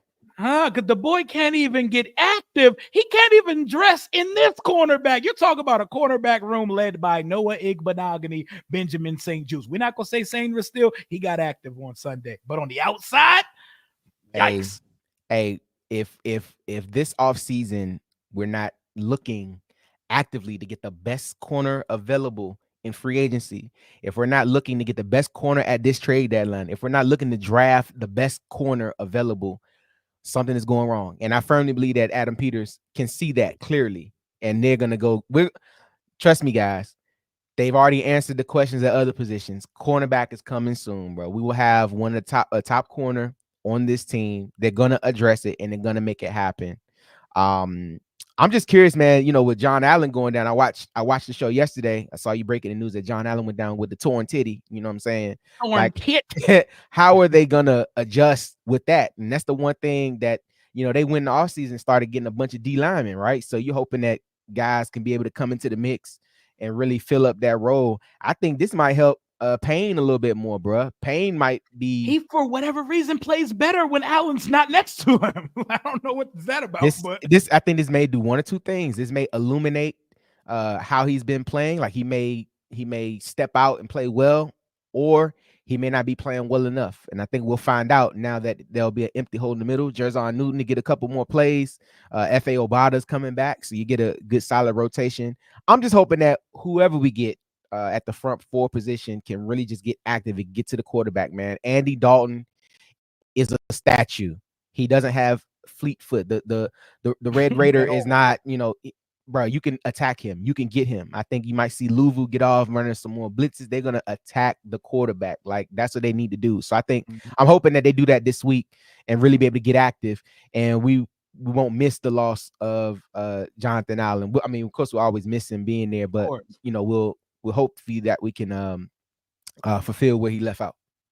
Call your shot. It is October 15th, 2024. And John Allen just went down for the season. Was the Ravens game on Sunday the last time we see Jonathan Allen in the Commander's uniform? So when you mentioned that on the show, I hadn't thought about it. Like, I literally hadn't thought about it. And I'm hoping – so I think from his perspective, no, I think he wants to be here. I think he was convinced that he should be here this past year. And I think he has been playing well enough to be here because his contract is not up yet, right? Is he going into the last year of his contract? But we can get out of it next year. Like, he pretty much is done with guaranteed money. Like, we can pretty much wipe our hands of the situation next year. I think this is the tough part, man, because I think that might be the first tough decision of the Adam Peters regime, man. Like, he come back, he be healthy. I think depending on how they draft and depending on who's available in free agency, they might move on from him. But I think Jonathan has built up enough goodwill with the team that if it can be a cost-effective deal, if they're not going to miss out on too much and they still have good cap number, they may be able to bring him back because I think he still wants to be here. I think he still wants to be a great player for us. So I'm hoping it's not. But if it is, I could definitely understand. And it would be nothing more than a business decision, nothing else. I think he came in and he bought in and he played well to this point. So if it is, it's not going to be a good riddance type situation. It'll just be a money thing. It's just business. Thank you for your services here. You've been a true Washington Redskin football team commander. You're from the area. You held it down. If it's the last time we see him here, We thank you for everything you did here. Maybe That's one day business. we can bring him back and Ring of Fame him or something like that. Or maybe that's not going to happen, but we could bring him back in the fold like they're doing with the alumni, like they're bringing guys back to work for the team, etc.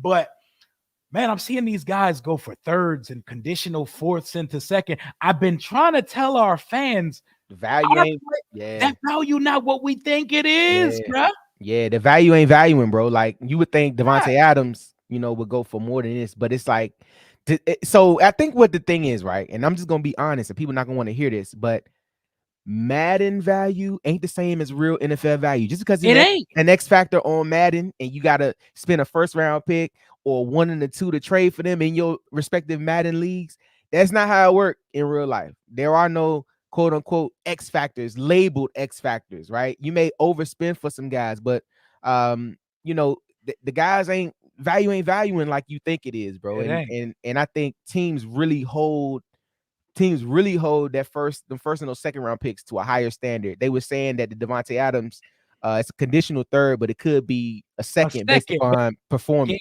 He's gonna performance. get Play. the touches. So I think Pat Kerwin said it's gonna definitely end up being a second based upon how much he plays. And that's an elite receiver. You're getting that, and wide receiver value has gone up. They're the position in the league that's catching up to quarterback. They're catching up to quarterback money. These dudes are making 35, close to 40 million a year now. What is Devontae Adams cap hit next year? Like $36 million. Something. So when you think that, like someone on Twitter earlier told me a fourth for Forbes, and people like, can we get a first for Allen and Payne? I'm like, nigga, what world are we getting a first or second for anybody on our roster not named Jayden Daniels? Like in Madden, bro. maybe a third for these guys. We're talking fourth or fifth if we're shopping anybody. And if we're talking about Jamin Davis or Forbes, we're going to have to back that compensation way up. You even look what they got for Sweat last year. You know what I'm saying? Sweat, they got a third for Sweat, right? Yeah, and second. No, we got the second. Second for Sweat. Sweat and Young. We got the two. We got a very late, like compensatory type shit for Chase, and the second for Montez Sweat, and he was an ascending edge rusher. So that's kind of what you base it at, right? Like you think Sweat may have been the best. Sweat was our best edge rusher last year, and we were able to get a second for him. That's why you jump on that pick, right? Yep, you have to. And what they did, I think they made the right decision for that. Chase going for what he went for. Like, look, man, I think third round is probably, other than Jayden Daniels, I think third round is probably the highest you get for any player on our team. Or Jayden and Terry. I think you might spend a second for Terry if somebody was trying to trade for Terry. I think Terry can fetch similar. I think Terry would get similar to what Cooper went for today. Yeah. I think he would get a third. We'd get a third. All right. Yeah. A third and a swap. So I think Terry and maybe Daron Payne might be the most expensive other than Jayden Daniels that they could get. So probably a third if somebody were to trade. But no, we're just talking in hyperbole. This is all hypothetical. Yeah, this is all hypothetical. We're not shopping our players. Absolutely not. But I just want y'all to know that the value ain't the value. Like, they putting up new houses and new stuff everywhere. It ain't the same. They ain't not building them like they used to anymore. Trades not trading like they used to anymore. Yeah, but the math is not mathing at the current state of what value is for these players. And I know we love these guys. Hey, my boy called the Mikey Sanders interception very early last week. He spoke on it, put it in all caps. Mikey catches the first pick of the season. I hope you play the lottery this week, my guy. Love because we don't catch Man, didn't it feel good catching that pick and seeing us drive right down the field? Didn't it feel like, oh, we about to do this shit, man? Dog, I loved it, right? So let me tell you a quick backstory, Rio, man. My parents and my in-laws are super cool. Like, definitely not the narrative everybody else have, right? So my parents and my in-laws are cool. Invited everybody over Sunday to watch the game. So my dad and my father-in-law and me, we downstairs watching the game on the big TV down here, and all the ladies upstairs with my daughter watching the game up there. So we was sitting down on the couch, having a beverage and chilling. And I was like, man, my dad was like, man, they don't have a pick this year. I was like, they don't? I was like, yeah, they don't have a pick. I was like, man, it'd be nice if they get one right now, bro. 2 plays later, bloop, bloop, Sanders still get it. I was like, yes, dog, we needed that. So I said all that to say, man, first of all, enjoy your family. Okay, my dad is a good luck charm, so shout out to him being in the mix. But they definitely need to get more turnovers, bro. That's what we brought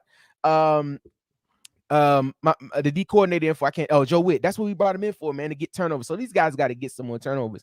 And also with that, right? So if St. Juice makes plays, get some punch outs, make some interceptions, you can deal with the pass interferences because you know what you're gonna get. That's how guys are able to get away with it. They've built up enough goodwill. And I said this to my coworker today about the team itself, about why I feel so good even after a loss. The team has built up enough goodwill in 4 weeks to make me feel like, you know what? This loss is just a part of the season. It's not something that's going to start a losing skid. They played very well. They wasn't too big for the game. Like, they built up enough goodwill. So I think that's what's happening with these players. These players got to have enough goodwill built up so that when you do mess up, the fans not going to be all on you. Seibert has enough goodwill that when he missed that field goal with the block, nobody said anything. I was like, oh, I got blocked. That shit was even when he knuckleballed the one in, I was like, all right, we went in. Ain't no big deal. You go 7 for 7, bro. You gonna have a little bit longer rope than everybody else. You know what I'm saying? So that's the thing, man. The guys got a lot of goodwill built up. I see that. Go back to that one. Which one? We talking about this one? Yeah. Already. Pittsburgh done bench Justin Fields. They're not. No, I'm telling you, bro. These two quarterbacks, go back to the previous segment, man. Resetting the quarterback market. These are two quarterbacks that benefited from mid-tier quarterback money. Russell still getting paid from the Broncos. I don't think Fields was never going to see none of that shit though, because he about to come off his rookie deal. He ain't never going to get that fat contract. This was his opportunity. If he could prove that he could play, this is an opportunity to get that deal. Right now, you know who's going to benefit from playing well this year? Sam Darnold. Because JJ McCarthy is going to come back. He's going to be the quarterback. Sam Darnold is going to get a team to bite and pay him, 25, 26, 27 million dollars. He's Baker. Exactly. He's going to go Baker in the open market. Yep. And for certain teams, that's fine because it's worked out well for Baker. They put up 51 points. You know what I'm saying? Like, Baker's playing very well. So that's going to bode well for him, Sam Darnold. Were they in the same draft class? Or maybe that was 2018. It was Darnold. It was Baker, Darnold, Rosen, Allen, Lamar Jackson. And 4 or 5 of those are hooping right now. Very much so. So, you look at guys, those guys are going to be able to take full advantage of that quarterback market. But, Justin Fields, Russell Wilson, I think more their best football is more behind them. And I hate that for Justin Fields because I think he is a good player, but I just don't. He's just not in the right system. I feel like he's going to need another opportunity. I hope he gets it. And I think he will because teams, normally give him a longer rope. But I really hope he gets another opportunity because I think he's a good, solid player. He's got to be in the right system. So while we're on the topic of this, Washington sees these guys this year. They got to come on down to DC. And we know that defense is as elite as defense gets. Cliff has to be on his best bullshit. Jayden Daniels needs to be in peak superpower mode that day. Does that Pittsburgh offense, even with our bad defense, put any fear in your heart, even with Russ playing? None, man. Real, man. I looked at the schedule on last week's episode of Breaking Command podcast, which you can subscribe to right now on YouTube. Absolutely. Sub them up, by the way. Let's sub them up. Let's get these guys monetized. Let's put some YouTube money in D Will and D Mitty's pocket. I put the link in this chat way up when. I'll put it back in there again. Continue on, my brother. My man. I think we looked at the schedule, and nobody on the schedule scares me, man. Nobody. And I think you said it. Atlanta's the best team we have left on our schedule. I think every team is middle of the road. I think teams are going to play well. They may have good records by the time we play them, but I'm not scared of no team. I'm not scared of no division teams. I'm not scared of our out of conference games that we have left. I think the Commanders have showed enough through 6 weeks for me to be like, bro, we literally can beat any team as long as we continue to do what we do. And we have 5 at the quarterback position, bro. Like, I think that's the benefit of having a 4th place schedule, right? You got, having a 4th place schedule, you have the schedule. And then there's another argument going around that, well, they haven't beat a team over 500. Well, this ain't, that's, that former Ravens reporter had posted that. You remember? Did you see that the other day when she posted those? Yeah. What was her name? It was Ellison, something Ellison. It was our Super Bowl. It was this. It was. Yeah, I saw that unseasoned ass tape. Man, I get that out of here. The thing about it is, bruh, you can only play the teams on your schedule. This is not college. I can't pick Cupcake State for the first 3 weeks of the season to get the wins up. You play who the NFL tells you to play. So beating teams that aren't 500, that's what you're supposed to do. Like, what are we supposed to lose? To do Like, are we supposed to exactly like we supposed to help your argument? No, we're supposed to beat those teams. You beat who's on your schedule. So the fact that we beat them, that's exactly what we were supposed to do. So I'm not worried about that. Okay. And then further, just play ball. That's what we got to do. And that's what I'm saying, man. Only fans get into it with these other fans about these narratives, bro. But you beat who's ever on your schedule. You can't pick who you play. So that's why you just got to beat them when you beat them. So I'm not worried about none of that, dog. And no team on this schedule scares me at all. No team strike fear in my heart. just Like, take care of business. none Just of them. take That's care it. of business, And I think baby. every team on this schedule that we have can be beat.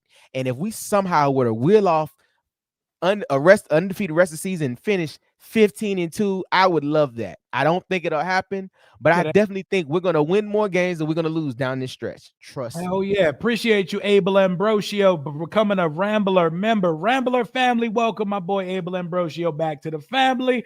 But on the topic, for those questioning why the Steelers pulled the plug on Fields, because he stinks. He is still a rookie in theory passing the ball. He's still an amateur at the quarterback position. He lacks the mechanics. His arm is trash. He doesn't read the field. He can't see more than half of the way that you look at Justin Fields is the way that you're supposed to evaluate a rookie quarterback. And this is a guy at the ass end of his rookie contract. So hell no. Even at 4-2, you pull the plug now and you say, at least Russell Wilson can diagnose a field and get the ball to these receivers. Justin Fields was like 1 or 2 more weeks from just George Pickens punching the shit out of him because you know he's a goon.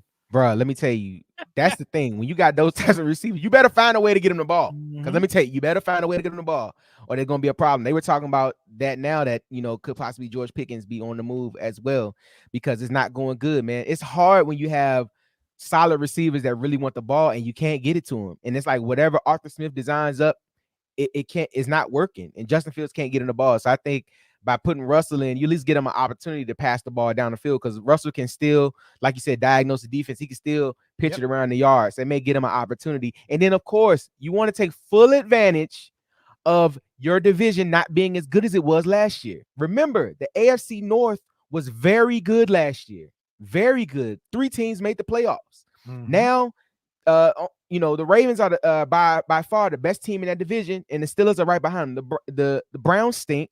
And the Bengals, they may get another win or 2 here and there, but the Bengals are not the team that they were. So you have to take full advantage of these games. You can't afford to lose any games right now. You can't get out of position. So I think putting the plug, Mike T, Mike T is one of the best coaches in the league, longest tenured coaches. He knows the pulse of his team, and he knows he's gonna pull it right on time. And he's pulling it right now. Put Russell in there, get him a chance to win and continue on trying to make the playoffs in that division. At minimum, you put Russell Wilson in the game, not because you're expecting him to be 10 times better, but because you can actually open the whole playbook up with Russell Wilson. Justin Fields cannot handle the entire NFL playbook because he does not have what it takes to spread the ball around to get through reads and progressions. Justin Fields is that other side of the black quarterback argument. When they say, oh, he doesn't read the defense. Oh, he doesn't process reads. He doesn't process on the Justin Fields is that.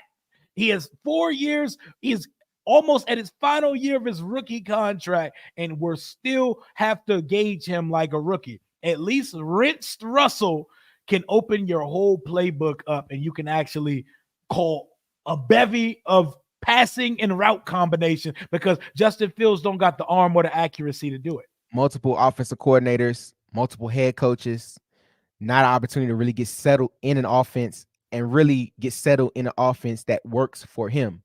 That's the key. playing a quarterback position, man, some guys just buck the narrative, right? Some guys can just Mm-hmm. play in any system, regardless if it's a West Coast scheme, a spread scheme, if it's a pro style, like some guys can just thrive in any scheme. But some guys do things specifically well. And if you're in the wrong system, if you're in the wrong program, it's not going to bode well for you. The thing about coaching, right? You don't make the guys fit what you do. You change, and you fit what they do, because they're the players, right? A good coach is going to do everything they can to scheme up plays and do what your players do well. The same thing in any situation. You can put this to work. If you're a manager or a supervisor, teams working in groups, you put guys that can do what they do well in their respective groups. You don't want to have the person, I work for a power company, right? If I got a guy that's good with doing light bulbs and I got a guy that's good with doing wires, no, I'm not going to put the light bulb guy doing wires if I know that's not what he does well. You do the light bulbs, you do the wires. You know what I'm saying? So that's a terrible analogy, but I mean, it's the truth. You got to I get it. Nah, that right. shit makes sense to me. You gotta put guys in the position to do what they do. And that's the only part for Justin that I hate, because he's not going to get as many opportunities as other guys going to get. They definitely going to quit on him faster than they would other guys. But you're hoping that whatever system he goes to next, it'll be a system where he can thrive and really play his type of football. And truth be told, we said this about our team this offseason. We don't even know what type of quarterback play we're going to have from our guy, right? I don't even think Justin has been in the system long enough to prove what he actually can do, right? He hasn't been in the system long enough to show what things he does do well. So I think until that happens, he'll be out of the mix. But I think maybe the Colts, a backup for the Colts next year. I think maybe. At some point, too, while you don't want to count a guy out, I've seen this guy play for 3 different offensive programs, 2 in Chicago, 1 in Pittsburgh. The Pittsburgh offense is the worst offense to watch in this league because they stink, bro. They can't run anything. They're running it on 3rd and long because they're that afraid to make Justin Fields throw the ball. So if you need any more evidence as to why they made a change at the quarterback position, they need a chance to run their offense, because George Pickens is a goon. He was drafted with a Pooh Shiesty ski mask on, with a dingy white tee, and the most low-budget apartment I've ever seen. That is not a guy you want to upset too much more, because he's about ready to drop kick Justin Fields. You better find a way to get him the ball, or it's going to be a problem. You better. Dorgun, appreciate you for the $5 donation. We got a 3 for Dotson when Adams and Cooper just went for 3s. Adam Peters, clap it up for Adam Peters. We just watched 2 star receivers go for 3rds. We just got a 3rd for the Eagles' number 6 receiver. They got Devontae Smith and A.J. Brown. They got Britton Covey. They got Paris Kent. They got all these receivers playing over Jahan Dotson. We got the same amount of compensation as 2 superstar receivers on the move. They might as well have Mario Robinson and Darian Williams playing receiver too. Yeah, like shit, because my God, they're wasting George Pickens' career. He's their only player. Yeah. He's nice, bro. We can scheme Chase out of a game, but you can't. There's no scheme for Pickens, because Pickens is different. Pickens has some of the best body control in the league. There is not a place on the field where he cannot tap his 2 feet in and catch the ball. He's so talented, and I understand why he's being a dickhead on the sidelines, because I might kick and scream a little bit too. They find a good trade partner. They find a good suitor. I think he may be good, but he's gonna get some targets this week with Russell in the game, and a couple weeks playing with Russell at quarterback, they may settle him down. And I think a lot of times too, man, like the receivers know they can't affect the game unless they get the ball, right? So they just want targets. They really not tripping off wins or losses. Yeah, they like to win, of course. But at the end of the day, they want targets. So they feel like if they get targets, you feed me the ball, I do the best that I can. And that's the piece I think even Terry was talking about. Terry just wants some opportunities. And now you see what Terry is getting with his opportunities. Every time Terry gets the ball, bro, that 4th down, front shoulder throw in the end zone for the touchdown, bro. I called it. I saw single coverage. I was like, oh, he going to the corner. It's going to be a fade route or a back shoulder or front shoulder. And he got it. And it just seems like if the ball is near Terry McLaurin, Terry is going to find a way to bring the football in. He just has that hunger. He's a dog. And I just love that we have him, because if he was with anybody else, I think he'd already be levels above where he is now. But I'm so glad we got him here. He's gonna finish his career as a Commander, and he's gonna play for the next 4 or 5 seasons with Jayden Daniels and be a dog.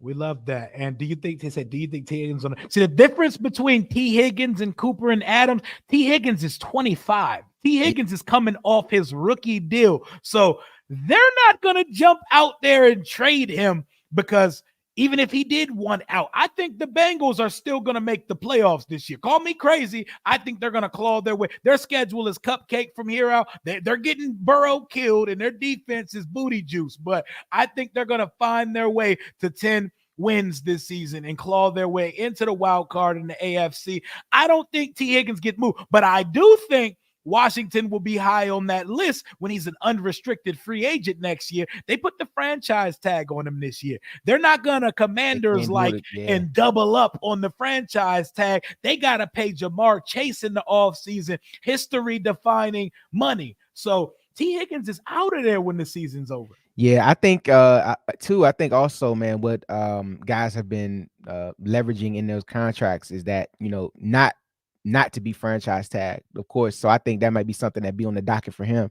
His next deal he get to not be able to get franchise tagged. And then I don't think it'll be cost effective for the Bengals to do it twice. That's a lot of bread for a receiver that they're gonna end up paying him a whole lot of money to tag him next year. But you know, you said Carl, you crazy. The Bengals gonna make the playoffs. Rio, you're crazy. Nah, but I think that they probably sneak in. They'll probably get they'll probably get in on the back end in the playoffs. But the AFC gonna be tough. Well, I mean, AFC may not be tough. They're still waiting on things to shake out over there. But Mahomes ain't got no receivers, and he's still undefeated, and he's still a problem, and he's still looking down at the rest of that conference. Josh Allen finally got him another receiver. DeAndre Hopkins is 1,000% getting traded before the deadline. If not traded, he's going to demand his release because the Titans are fucking awful. But Calvin, and did you hear what Calvin Ridley said? He had an interview and he talked in the post game. and bruh, listen, I tweeted, I don't feel bad for Calvin Ridley. Who told you to pick them? You were a free agent. You were an unrestricted free agent. You could have went wherever you wanted to go, and you decided to go play with Will Levis. You picked Tennessee because they were going to pay you that money. But now it's, you know, winning 2 games, this ain't nothing. But like, the grass is not always greener on the other side. Do, do, do, do. That grass ain't greener on the other side. You see that Chris Breezy? Right, yeah, that's my shit right there. That's my shit right there. VA legend. You VA legend. Ain't a girl that you used to be. You grass ain't greener on the other side. You're moving on. But D-Hop, you did it to yourself, my boy. Yeah, you did it to yourself. But he's got to get out of there by the deadline. But I wouldn't be upset if we went after D-Hop, but I'm not going to go jump out there for him at this point of his career. Yeah, nah, we ain't jumping out. Noah Brown is giving us D-Hop production at this state of his career. I mean, you got to think about it, bro, especially with our offense. There's only one football, and I think we've done a great job at being able to spread that football around.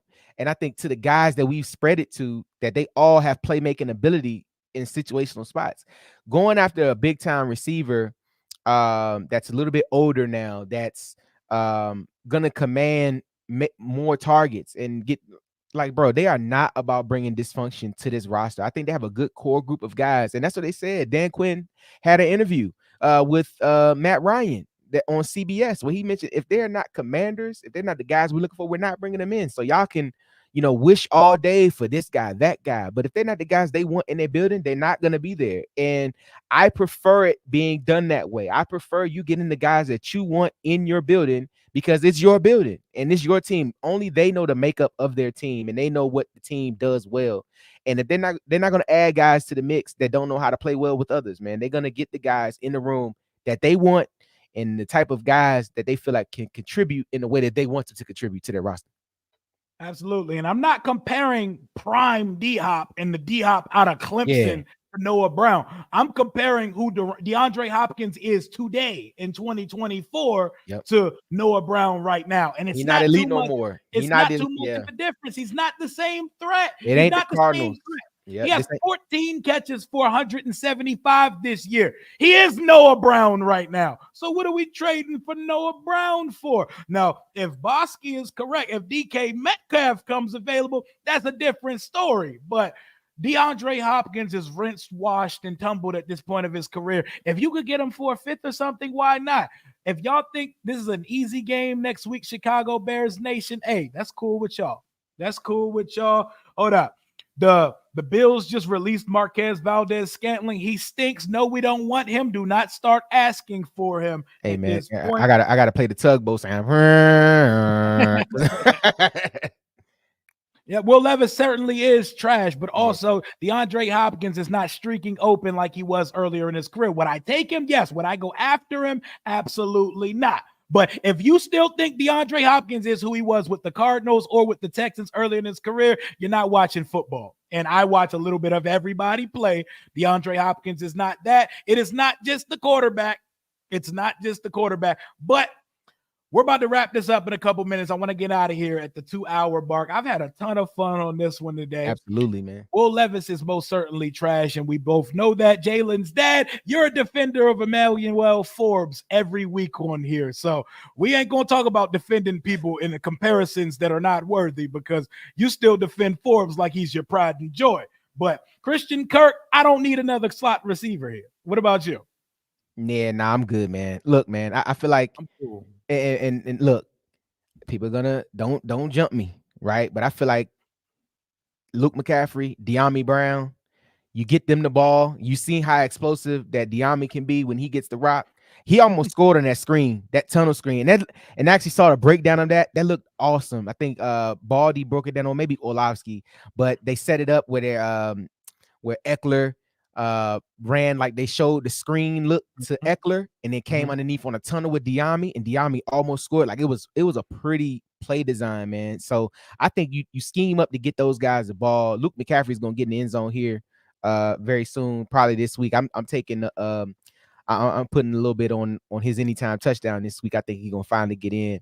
But yeah, I think we got good players, man. And Jayden's gonna find a way to get them the ball. Now, that is the wide receiver I would talk about trading for. If Washington wants to add to the receiver room, Deontay Johnson, sign me up. All the other guys, unless it's for very low cost, I'm cool. The age and I'm taking my gambles on a guy like Deontay Johnson and having two number one. But man, what are we going to do with Emmanuel Forbes and Jamin Davis, man? Well, I look like it's coming to a close. You know how the pastors be, they be like, I'm not going to be before you long. Okay. And then they speak for 45 more minutes. Yeah. I'm going to get y'all out of here. But look, I know you got things to do now, but I'm not going to be before you long. But no, man,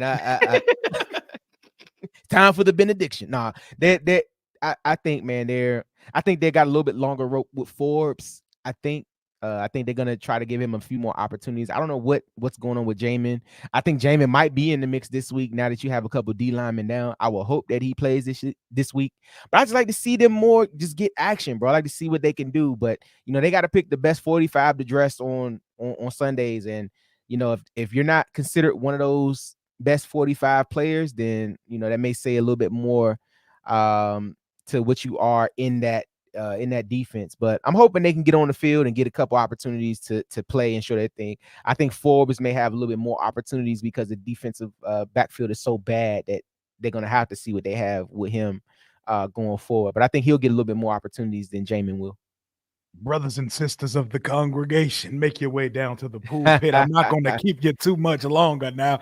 Speaks for 30 more minutes. You in church sweating. You out, you checking your phone, making sure your fantasy lineup set. You like, man, I'm going to miss kickoff. Pastor going on. He done prayed for every person in the church. The one single mother popped up to the pulpit. So he like, I got to get my shit off right quick. I got to talk for 30 more minutes. But we're going to get out of here. Underrated aspect of the Panthers game. Luvu and Chin revenge game. Ooh. Yeah. Okay. The haka before the game gonna go crazy. Oh, yeah. Bata. Hey, let me get 2 slaps on the Rick Flag. I need him to show up versus the Panthers because I forgot Frankie Luvu played for us on Sunday versus the Ravens. Yeah, he went missing. He was on a milk carton. But this week, man, we're gonna be good, man. The reward is out. They will be found safe and unharmed, and there'll be a big reward for those guys on Sunday.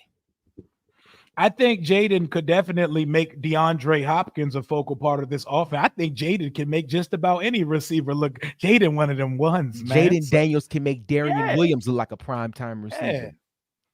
And nobody underestimating Carolina, but just like y'all did, the Scrolls and Chicago took care of business, we're going to take care of business as well because our offense is better than y'all. We'll get to y'all when we see y'all next week. But to close this one out, give me a one word. How are we feeling after the measuring stick game versus Baltimore on Sunday? And we can get out of here. Hopeful. Very hopeful. I think the team has shown enough to me through 6 weeks to really believe that we have a way better ball club than we've had here in previous years. And I'm hopeful for every game we have on the schedule that we can beat any team that we play. And I'm very hopeful that we'll be able to get the job done, regardless of who we line up against on a Sunday, Friday, a Thursday, a Saturday. It won't even matter because we got 5 at the helm, Dan Quinn on the headsets, and Adam Peters upstairs. Yeah, Jeremy Chin has been solid. After his first couple of weeks, he looks like a very, very solid thing. The thing is, we don't have a playmaker. So Quan Martin and Chin are both very, very solid to good safeties, but neither are ball hawks, neither are a playmaker. Somebody got to make plays. Yeah, Jalen's dad, Emmanuel Forbes, is going to bounce back out of the NFL doing something in his normal civilian life. That's where he's going to bounce back. Make sure y'all smash that like button on the way out. And make sure y'all subscribe to Breaking Command, a D&D podcast with my boy Darian, D. Will, and his partner D. Mitty. And let folks know where they can find you on socials before we leave. Hey, man, on X, you can go right now to DH on the mic and follow me there. That's DH on the mic. No spaces, no underscores. And then you can also follow the Twitter, the show Twitter, Breaking Command. That's BRKNG Command Pod on X. And then also, like I said, man, like, subscribe, share with a friend, subscribe to the YouTube page, youtube.com/Breaking Command Pod. This week, the episode drops tomorrow at 10 a.m. Wednesday at 10 a.m. We will have Carolina Panthers beat reporter Sheena Quick on to discuss the Carolina Panthers and what they can do to even look competitive against us. So make sure y'all check in and check that out. And of course, Rio, myself and D Mitty always appreciate the love that you provide to us on this podcast and DMV journey. And like I told you, man, everybody that's in the DMV locally, get ready, man. We're working on something very major that may be happening around the bye week. So just kind of leave some space open around that bye week, man. We may be working on something where you might be able to step out and see us in person. You know what I'm saying? You might be able to ask some questions in person. Or we might, you might can step up to me and I might just pop you. You know what I'm saying? Nah, we ain't gonna do that. But nah, man. We're going to do that with Ravens fans. Right. Right. They acting crazy. But nah, man, like I said, Rio, man, I appreciate you and everybody in the chat, everybody watching, man. I appreciate the love to the show, man. Wednesday, 10 a.m. Sheena Quick on the Breaking Command podcast, a D&D football podcast, baby. Absolutely. I thank everybody in this chat again for the belated birthday love, or if they did it on time or on social media. I appreciate that. Rio, did they sing happy birthday? Pretty much did, because I got all the love all over the internet. I was gonna give it. I was gonna say. I'm about to say, man. Hey, man. You did your job today, man. You hit all the impressions. You did your best, Aries Spears, your best, all of that shit today, man. Appreciate you for coming on with me, and I appreciate every single one of you on a Tuesday afternoon who pulled up to the show. I don't care what team you represented. You held it down. I done switched the time of the stream 3 times today and came out of nowhere once the Bears Commanders news came out. This channel goes because of y'all. Let's hit 15,000 next. Smash that like button on your way out. Sub up to D Will and have a great rest of your Tuesday. Hail to the Washington